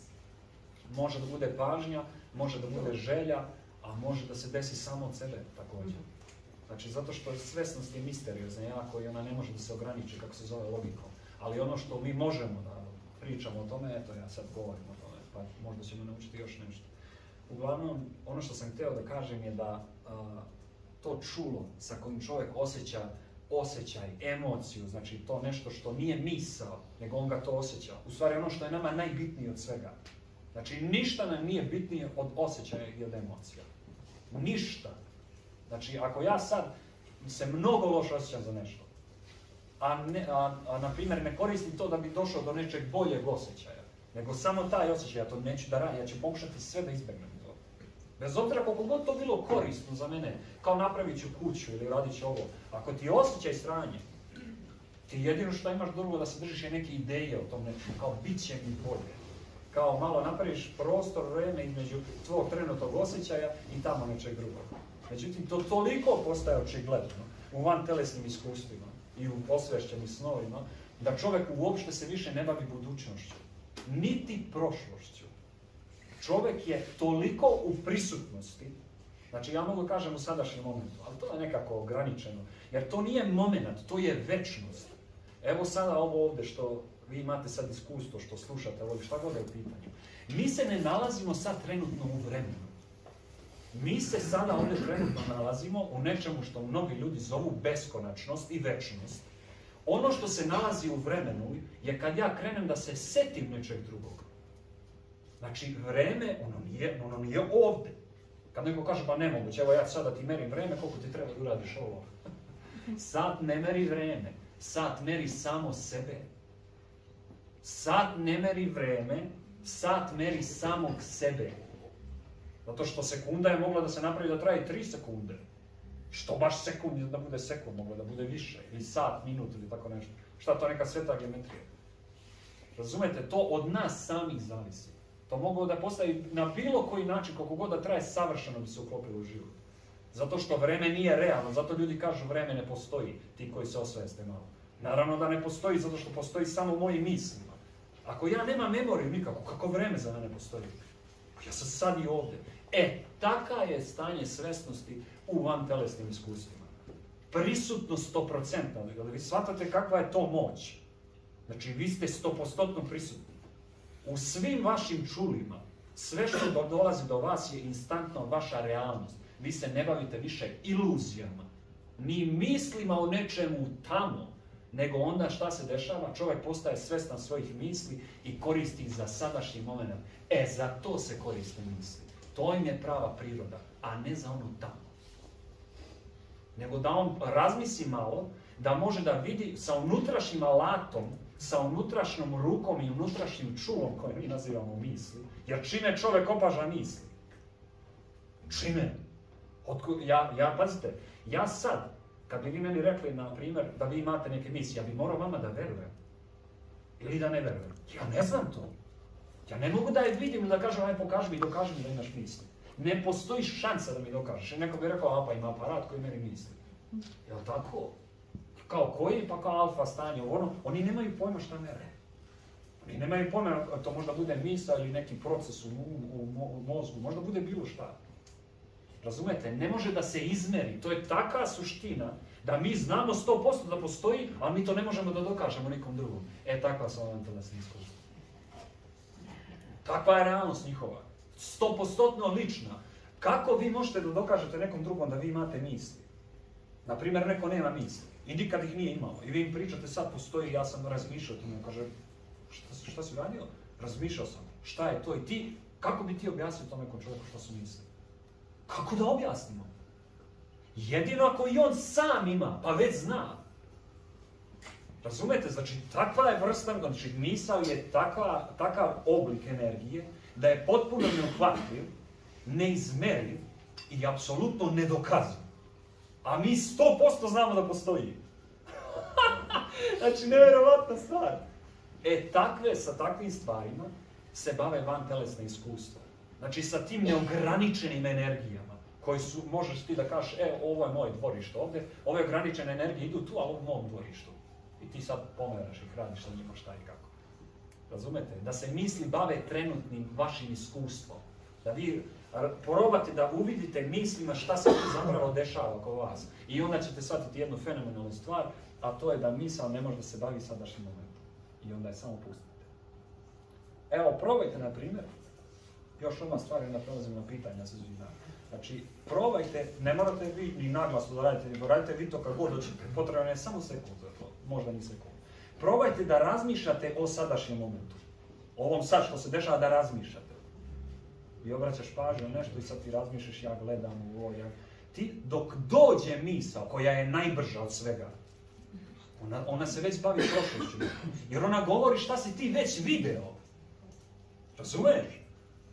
Ona ne može da postoji, da priča o sadašnjem momentu. Ona može samo da se bavi prošlošću. Onim što je već viđeno ili već iskusno. To je, na primjer, jedna stvar koju ljudi teško mogu da shvate, ali kad je shvate, onda je to to. Misao je u vremenu, ne mi. Mi smo uvek van vremena. Telo je u vremenu. Telu potrebno mnogo stvari da se desi da bi ono poraslo. Da bi se tu nešto desilo, treba vremena. Ono ima proces sazrevanja, ali čovjek nema procesa zrevanja. Čovjek se otkriva. On ne postaje to što već jeste. Kako mogu ja da postanem nešto što već jesam? Ja mogu samo da otkrijem to što ja već jesam. A to se ne bavi vremenom. Kao treba mi vremena da otkrijem. Znači ja se bavim vremenom da bi ja otkrio nešto što već postoji. To je jedino tako. Znači ja nisam u vremenu je nešto drugo. Ok, mogu neka pitanja ako želite. Karma. Budite vrlo oprezni sa ljudima koji vam pričaju o karmi, a da vi sami ne znate šta je karma ili da ste prvi put čuli za to. Razlog što bi vam ja preporučio da budete vrlo oprezni je zato što je to jedan određeni program iz moje perspektive, znači možda ne iz tuđe perspektive, zato što priča o karmi, ako karma postoji, da kažemo, da uzmemo za intelektualnu pretpostavku, pošto svi smo ovdje umni, da možemo da kažemo da karma da kažemo postoji. To znači da onda samo karma postoji i ništa drugo. A razlog tome je vrlo jednostavan. Zato što karma, ona se bavi nekom, da kažemo u tom generalnom smislu, šta je definicija karme, ona se bavi, ako ja sad pomerim ovo, sad zbog toga se dešava ovo, i onda sve se nekako nadograđuje vezano za to. Znači sve je uslovljeno, već predodređeno unapred i ne može da se zaustavi. Šta god da ti probaš, ti stvari, to je posljedica nečeg drugog. Ja ne kažem da je to istina ili laž, mi uzimamo za analizu, ne bavimo se egom ovdje. Ne tvrdimo ništa, ajde da vidimo šta je. Dakle, ako je to istina, koja je onda prva slobodna akcija koja se desila da pokrene celu tu lavinu karme? Znači, moralo je nešto da se desi slobodno, samo od sebe, da bi pokrenulo taj proces, je tako? Znači, da li uopšte postoji slobodna volja ako postoji karma? Koja slobodna volja? Kad sam ja to bio slobodan da odlučim, pa tek onda kreću te stvari. I još, zamislite, još veće ludilu, da ljudi krive sami sebe i druge, kao to je tvoja karma zato što si ti uradio loše. Pa nije mogao drugačije da uradi. Kako je mogao drugačije kad je i to bila karma, to što je uradio, neka druga? Znači, ja krivim njega zato što on nije nikakvog izbora, on je morao to uraditi. Znači, ako postoji karma, onda je sve u redu. Nema nikakvog krica ni ništa, znači vi živite život najbolje kako znate, sve je već preduslovljeno. Sve, apsolutno. Sad to je nekom teško, a nekom oslobađa. Samo vidite kako je to vama. Međutim, ako to vama ne paše, ako vi hoćete slobodnu volju, odnosno ne ako vi hoćete, nego ako vi smatrate da vi imate slobodnu volju, tu karmu uzmite i bacite slobodno kroz ovaj prozor. Zato što kakva slobodna volja sa karmom? Pa mi neko pričali su mi da je to ipak kombinacija. To neka kombinacija. Evo, sad karma ne funkcioniše, sad si ispunio i sad si slobodan. Čega sam ja slobodan? Znači, ako sam ja ispunio tu svoju karmu, da li to znači da sam ja završio svojim ovdje svetom koji je... Znači, karma je završena kad je ovo ovdje iskustvo završeno. I onda dolazi pitanje, karma, čija karma? Od ljudi? Od životinja? Od biljaka? Ili možda od drugog sveta nekog? Dokle to karma doseže to svojom velikom rukom? Čemu se bavi? Razumeš? Znači, mi smo se ograničili kao karma čoveka, imali karma životinja. Imali karma bilo elementa nekog, bilo čega drugog. Znači, karma nije ono što ljudi misle da jeste. To je samo površinska definicija. Karma bi moglo da se kaže da je savršeni mehanizam života koji funkcioniše sam od sebe bez uticaja na bilo šta drugo. Niti da ti možeš da utičeš na to. Drugim rečima, to znači da smo mi svi u filmu igramo svoje sopstvene uloge, koje apsolutno ne možemo da promenimo, niti možemo. Niti možemo da bilo šta uradimo povodom toga. To je karma. Nekog može to da slobodi, ako, na primjer, smatra da je grešnik ili ne znam nija šta da je uradio neko stradanje ili nešto da se desilo. I onda on kaže, pa ako ste karma, onda je to tako trebalo, a ćerek sam, šta me briga. A neko možda bude vrlo zeznuto. Zato što on, neko hoće da radi na sebi, da postane bolje od ono. I sad, ako kaže da ima karmu, pa šta ga je onda radi? Kad će svakako da se desi ono što treba da se desi, što bi se trudio?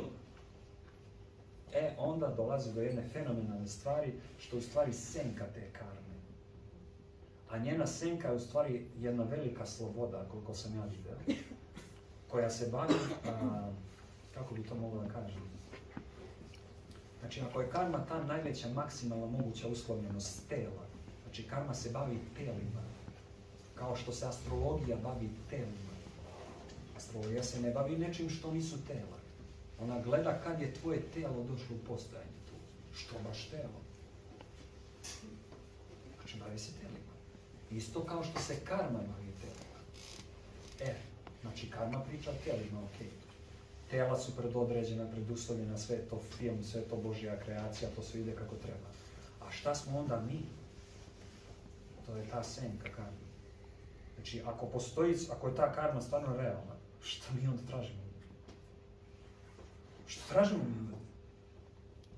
Znači, čemu uopšte čovjek treba da se nada, da li uopšte čovjek treba da se nada? Jer ako karma postoji, to je kao jedan mač koji je isto kao pola postojanja ovako. Jer rekao, ovo gore ništa ne postoji. Znači, čovjek koji veruje u karmu, zato što mora da veruje u karmu, ne možeš da znaš o tome. Ti možda vidiš neke predodređenosti, ali ne možeš nekako da znaš o tome, nego moraš da veruješ. Čovjek koji se bavi verovanjem u karmi, taj čovjek bi trebao da bude u maksimalnom miru sam sa sobom i sa svom okolinom sobstvenom. On bi trebao da bude malte ne prosvetan čovjek. Šta on? On svakako radi ono što on voli. To je ta senka karme. Ako karma postoji, šta ću ja onda da radim? Ja ću da radim samo ono što mi se sviđa. Ono što ja želim, što ja volim. Razumete? To je gledano kao karma, to je kao babaroga, Bog te nazva. Međutim, kad ti pogledaš malo iza nje šta ona donosi, ako to stvarno postoji, pa ja ću onda da radim sve ono što ja želim i što volim. Sada ona nas vraća na te naše akcije, na nas same, da mi vidimo u stvari šta mi to u stvari kontrolišemo, zbog čega mi radimo to što mi radimo.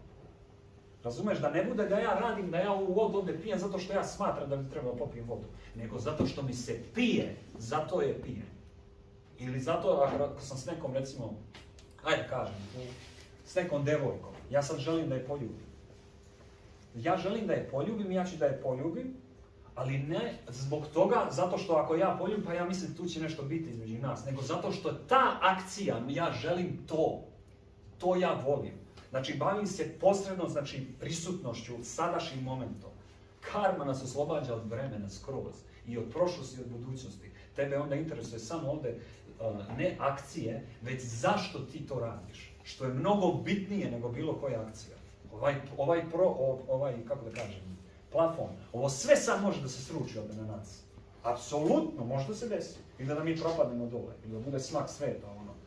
A šta mi radimo s tim? Što bi se ja brinuo o tome uopšte? Razumete? Znači, ako stvarno karma postoji, to je oslobođenje totalno. Ako ne postoji, sad imamo problem. Slobodna volja, mi možemo da pogrešimo.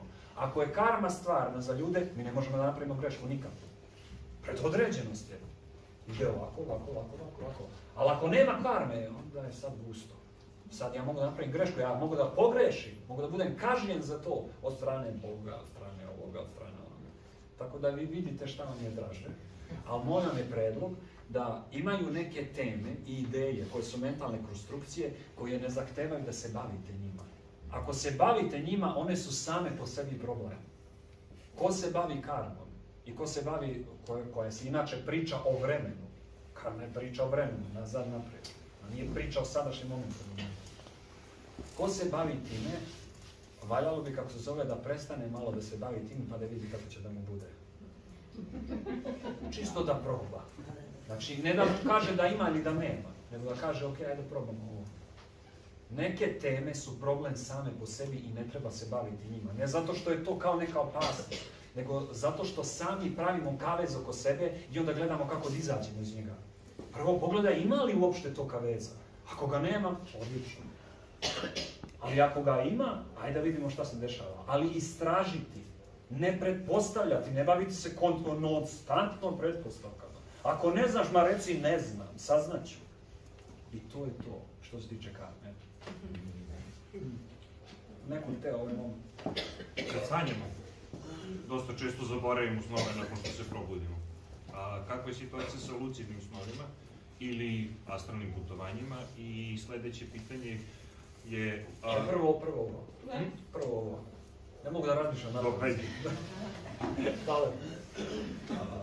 O lucidnim snovima. Kažeš, zaboravimo obične snove, ok, zavisi kako ko, ali se zaboravljaju često. O lucidnim snove čovjek, koliko sam ja video, ako uopšte postoji vjerovatnoća, izuzetno je mala da zaboravi lucidan san. A razlog tome zato što je to izuzetno stvarno za nas, jer smo mi svesni sami sebe. Čovjek, na primjer, evo recimo da uzmem za primjer ovu realnost ovdje fizičku. Znači nešto ti danas radiš. Masa radnji danas koje mi uradimo su automatski i mehaničke. Ne obraćamo toliko pažnje na to, nismo prisutni u tom momentu što radimo, u mislima smo šta god.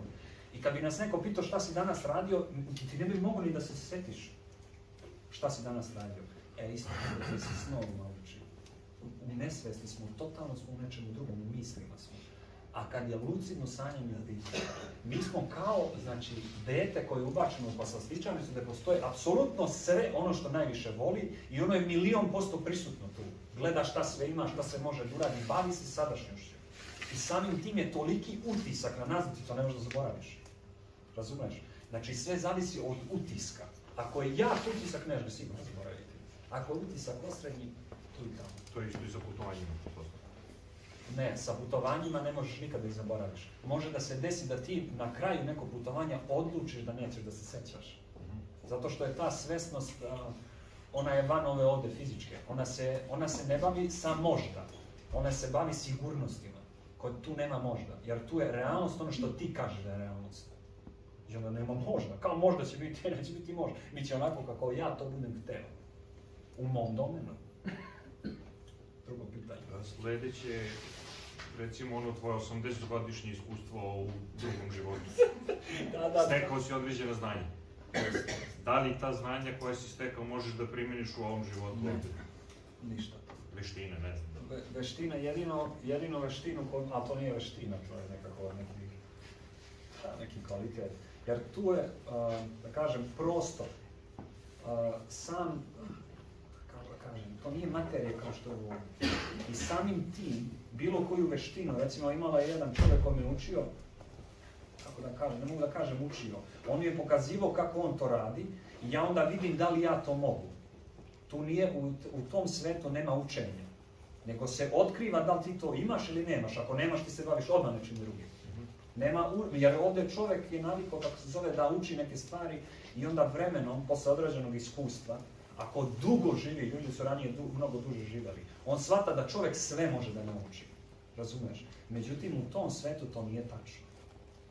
To nije tačno, zato što u tom svetu vrlo malo ili ni malo, ja sam imao utjecaj da sam ja prvo ljudsko biće tu bio. O tome se radi. Oni su svi izgledali kao čovekoliko, kao malo ljudski, međutim nisu to ljudi. To su totalno drugačija bića nego što su mi. To je nešto najpribližnije, mislim sad je malo, možda i glupo reći, ali ovim, kako se zove, vilenjacima. Jer oni sve što su stari, oni su sve lepši, sve mudriji, sve jači. Njima je starost, nema starost nego zrelost. Oni kad dostignu maksimalnu zrelost, oni ugase, kako da kažem, tu svoju formu i idu dalje. To je mehur svet u astralu, znači to znači da mogu samo da te pozovu tu, ti to ne možeš da nađeš sam. To je to. Ali što se tiče, šta si me pitao, za veštine? Iskustvo, znanja, veštine. I znanje, mnogo znanja je tu bilo i veština, iskustava koje mi je pomoglo u tom tu svetu. I to je jedina stvar, tu, da kažem 99%. Ovo ostalo je bilo, kako da kažem, mnogo sam, ne mogu da kažem naučio, ali osvestio sam da mnogo lako pustam stvari. Nešto mi je jako bitno, nebitno šta god da je u pitanju. I ja sad moram da pustim to da bi radio nešto drugo. Razumeš? Nemam kako je to nekim primjerom da kažem. Na primjer, ovako, ja sam sad naučio da moram da budem istrajan u nečemu da bi ja to postigao, razumeš? Ja sam sad tu naviku ili znanje poneo iz fizičkog svijeta u taj. Ja sad to moram da pustim tamo, zato što to tamo ne funkcioniše. Tamo nije potrebna istrajnost, nego se odmah vidi da li ti to možeš ili ne možeš. Kakva istrajnost? Razumem, nema šta da trpiš ti pa kao naći ću, nego ti odmah vidiš da je to za tebe i ti to radiš. I razvijaš se s ovome fenomenalno.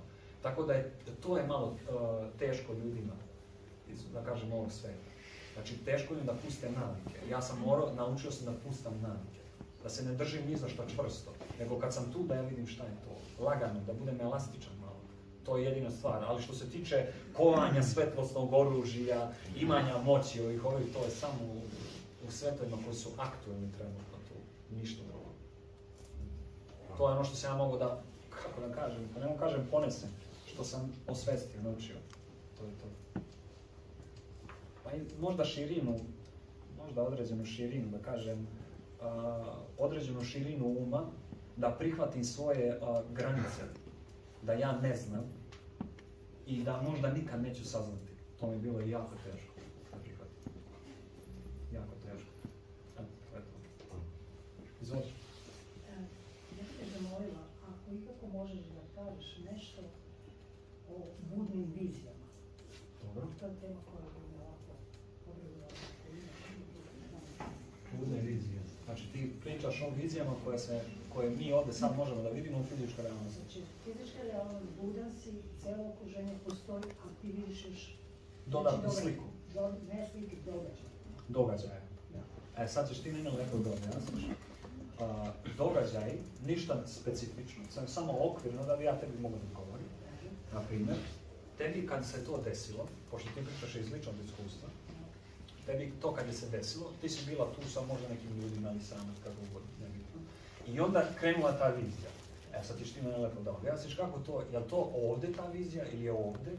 Kako to izgleda? Evo, sad ću da ti objasnim, ima razne forme. Da, najjednostavnije što možeš. Evo najjednostavnije. Na primjer, u autobusu si, svestan si ljudi oko tebe, otvaranje, zatvaranje, zvuke, priče i tako dalje. Odjednom se u tvom vidnom polju, u dubini, počinje neki skroz druga priča koja je paralelna sa svim događajima koji se dešavaju u tom momentu. Znači ti dalje čuješ, kreće autobus, svestan si čak i koja stanica. Fizičkih delatnosti si svesna. Moje? Delatnosti fizičkih i ostalo svesnost, ok. Da. Paralelne su i sada tamo je neki skroz teki događaj. Gde je tamo? I u toj dubini koju ti imaš još jednu percepciju pored spoljnih. Vidiš, to kad kažeš još jednu percepciju, zato što ja znam kako to izgleda sa strane kad se priča. I zbog ovih drugih ljudi što slušaju ovdje, mi se razumemo, ali zbog ovih drugih ljudi što slušaju, oni bi se možda pitali, je li to neka kao monitor, slika u daljini, dubini šta ti vidiš ili, vidiš, probaj to da objasniš. Pa to je u stvari dva sveta. Je li to neka podeljenost? Ima načina da li ti to vidiš? Da, vidim, čujem i učestvujem i tamo i ova. Da. Sad ti meni hoćeš da ja, vidiš ti šta ti je meni? Ne,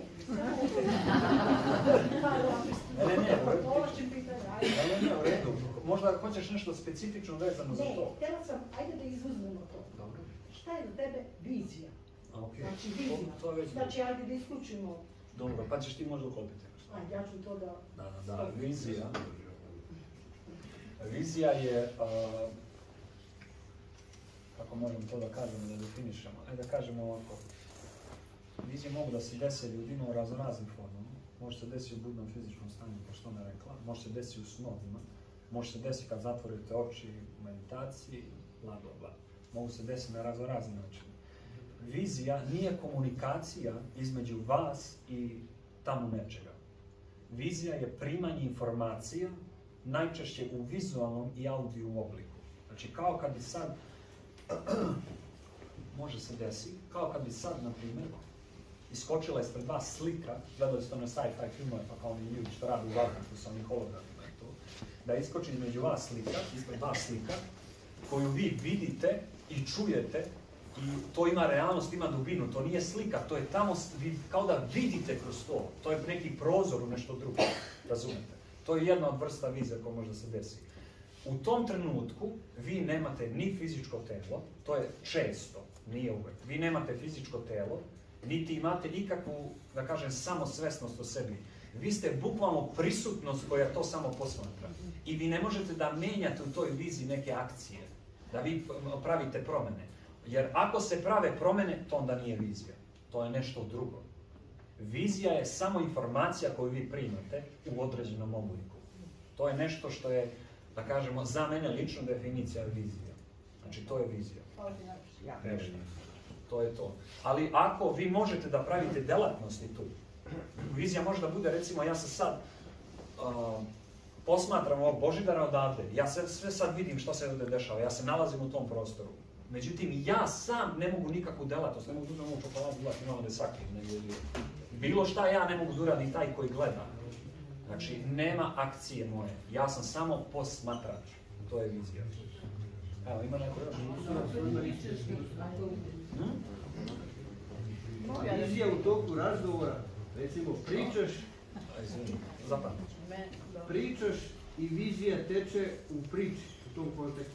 Može da se desi, gledaj, vizija ako je u budnom stanju, u budnosti, čovjek može da se desi, meni se dešavalo verovatno u njoj više puta, da ja sad pričam sad sa nekim, ali također ja imam viziju, ja mogu da vidim kroz to nešto. Znači, sad nije to lako objasniti kao se, to je kao da vi vidite sad kroz tog čovjeka i vi vidite to što se dešava, ali vi dalje pričate. Međutim, ono što se dešava je, vizija šta nas uči fenomenalnu stvar, to je taj ugao posmatrača. Da vi vidite da kad vi razgovarate, vi kao da vidite i tu sliku fizičku, kao da je i to vizija. Nema nekog realnosti vaše sopstvene gdje ste vi delate, nego sve vizije. To što vi pričate s tim čovjekom i to što vi vidite kroz to. To je vizija u, da kažemo, kako ona rekla, u realnom vremenu, šta se priča? U budnom stanju. To može da se desi. Pazite, to je izuzetno retko. Izuzetno retko. Ali, zavisi za koga. Zavisi za koga. Ali postoji paralelan svet. Isto momentu, dva događaja. Da, ali vidiš, da, ali to je pretpostavka. Kad mi kažemo paralelan svet, mi ne znamo da li ima taj svet tamo. Ono što mi vidimo je informacija i slika.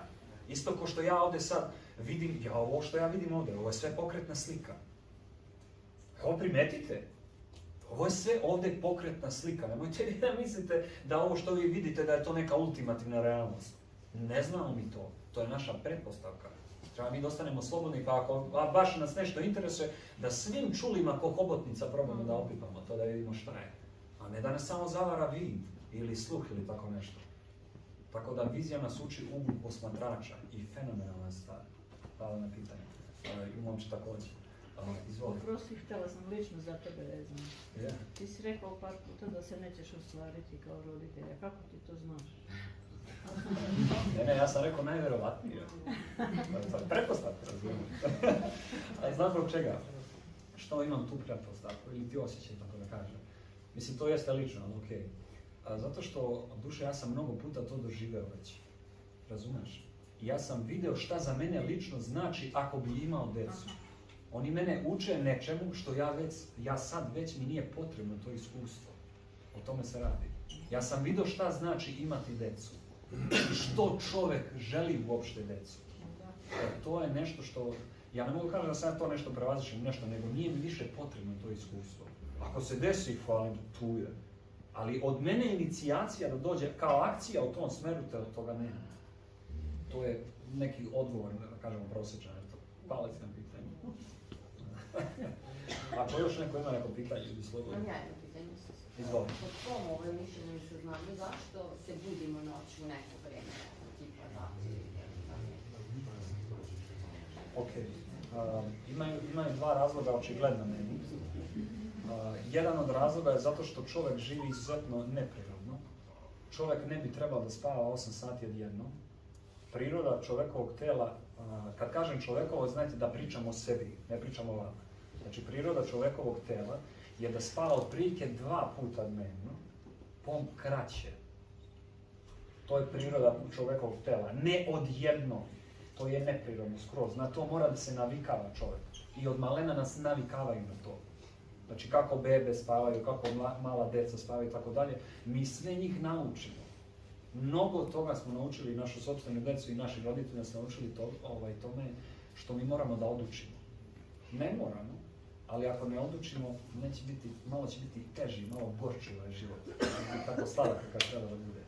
Tako da je taj duhovni, kako da kažem, taj rast ili proces je u stvari čudo jedno da se ne sadrži o učenju, nego o udučavanju, već naučeno. Mnogo od toga više ima da odučimo nego da naučimo. Mislim, makar to tako meni dobro.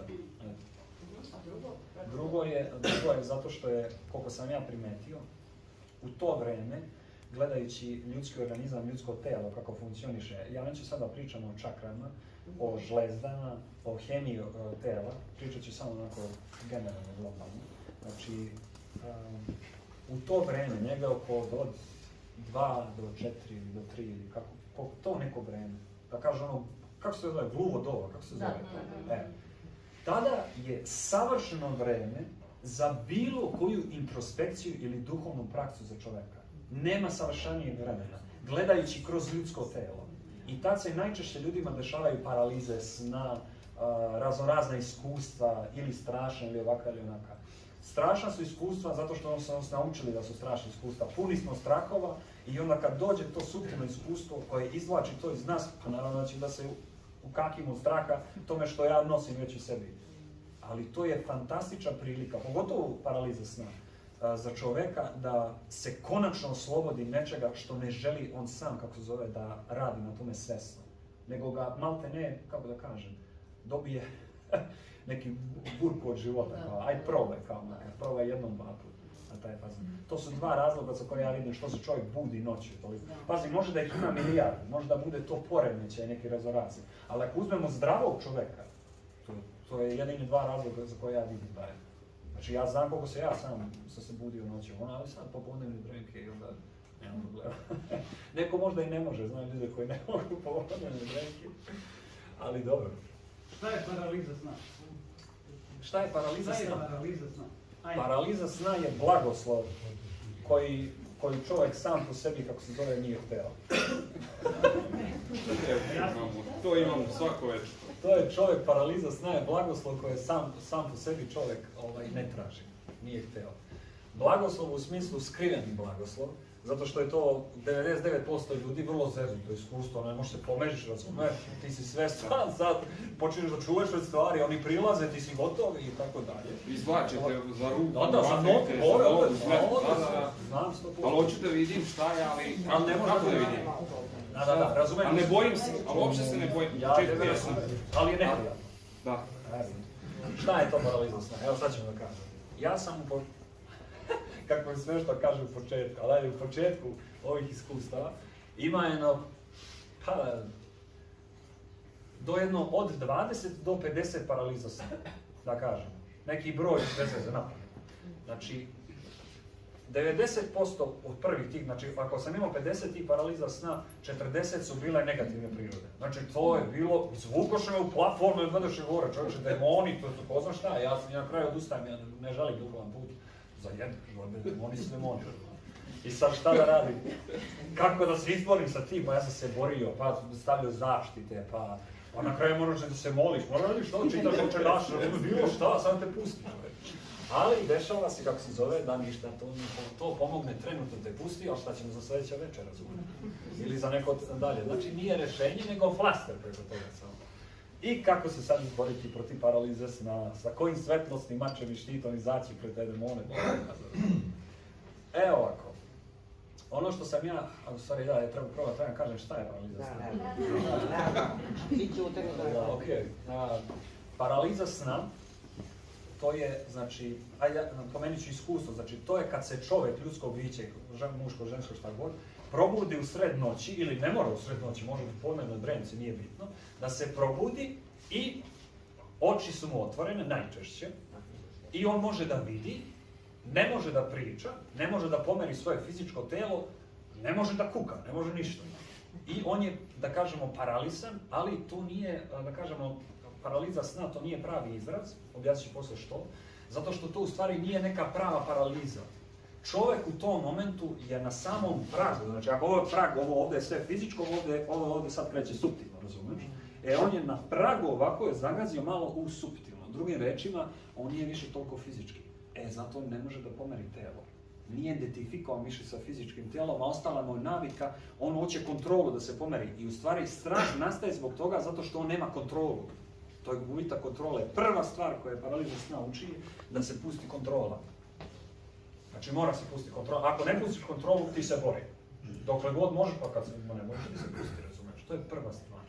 Druga stvar je ta da čovjek shvati da ipak ima nešto što on može da uradi tu. On ne može da pomeri fizičko telo, ali nismo mi samo fizičko telo. Ja mogu da razmišljam. Ja mogu da se setim nekog događaja mnogo lepo ili ružno. Ja mogu da radim šta god ja hoću mentalno. Jel tako? Tu sam slobodan. Tu ne može me parališe. Tu smo mi najjači. Šta raditi u tim momentima? Da se čovjek oslobodi toga.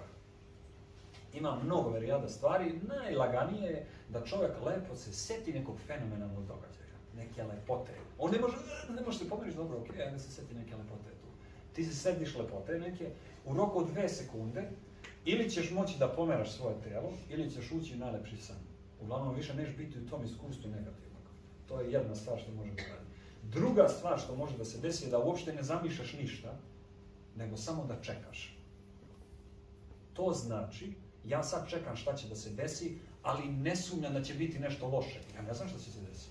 Da vidimo mi što sam se ja probudio, što ja ne mogu da pomerim od tela, istraživački nastrojeno. To su ljudi samo koji su baš radoznali. Ja čekam. Dobro, nastavi da čekaš. Maltretira me, vuče me, čupa me, vadi me, svašta se dešava, ja samo čekam. Ne počnem samo čekam. Vidiš, na primjer. Ali mi se desi da nekad izađem i osjetim da lebdim iznad sebe. Osjetim da sam iznad plafona, da lebdim. Vidiš kako si to dobro rekao, lebdim iznad sebe.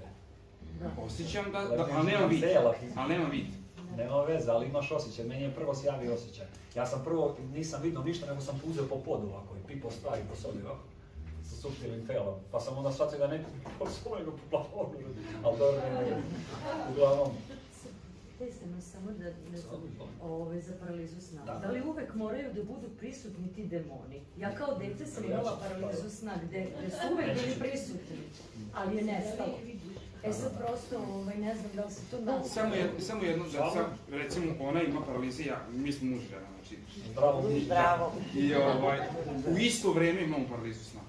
U isto vreme ona se budi možda pola minuta pre mene, ispričava mi svoje iskustvo, bori se, znači, ja čujem nju, ona pokuša mene da probudi, ali ne mogu, ja i dalje osjetim, stisno me neko za ruku, uvuče me, ja i dalje ne mogu, pokušavam, ja sad vizualiziram i svetlosti, Isusa zovem i sve i svašta, i posle dolazim ja sebi, ali u isto trenutku, i onda tu nešto, da li postoji neki entitet da nas je.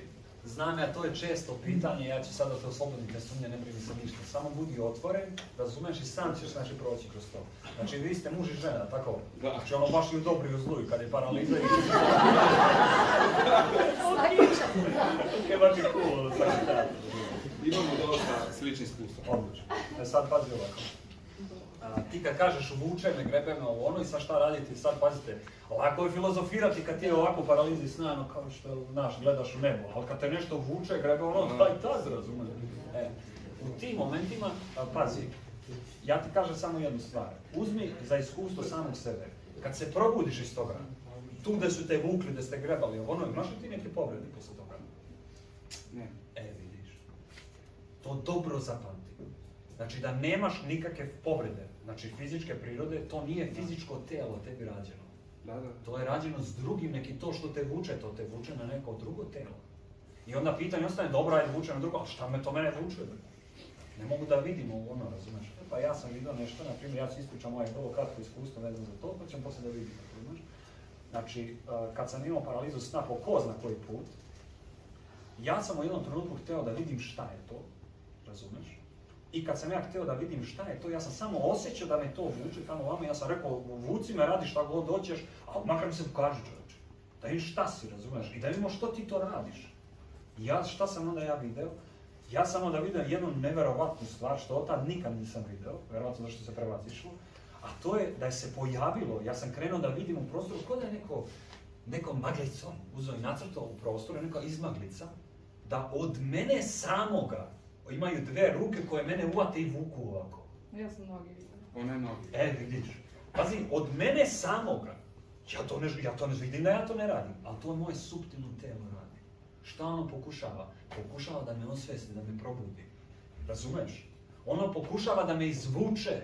Dostigo sam dovoljno duhovno, ja ne znam kako to nazovem, tu zrelost, da ja mogu sad i drugim telom da upravljam. Razumeš? Vi mislite da je ovo kraj razvijanja čoveka, ova zemlja ovdje, ovaj prostor. Pa ovo nije ni početak.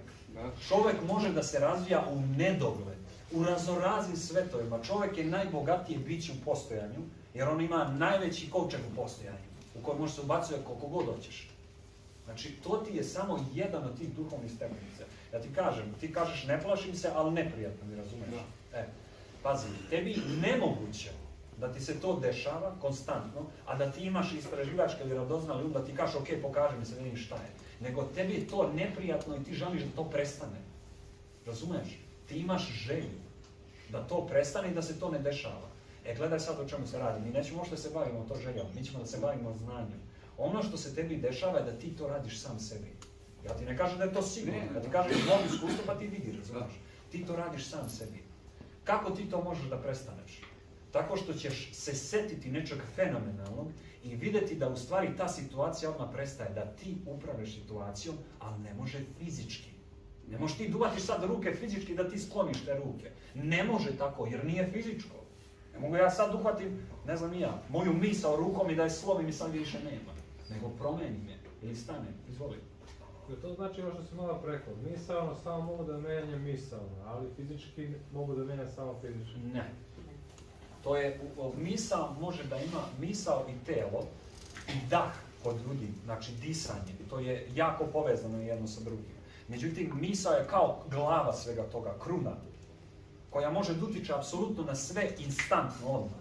Međutim, telo i ne može da utiče sve na to. Ono je kao rep na toj životinji, posljednje, razumiješ? Zato što je najograničenije, najgušće, a misao je najslobodnija, gledajući u ovom ovom svetu. Ali da se ne bavimo sada time, samo da vam odgovorim, izvinimo na to. Znači, ti ćeš se sigurno setiti toga, nema šanse da nećeš, i mi pričamo o tome. Sljedeći put kad se to bude desilo, ti sad imaš alat šta ti možda radiš. Jer mi ne treba se bavimo s onim što mi ne možemo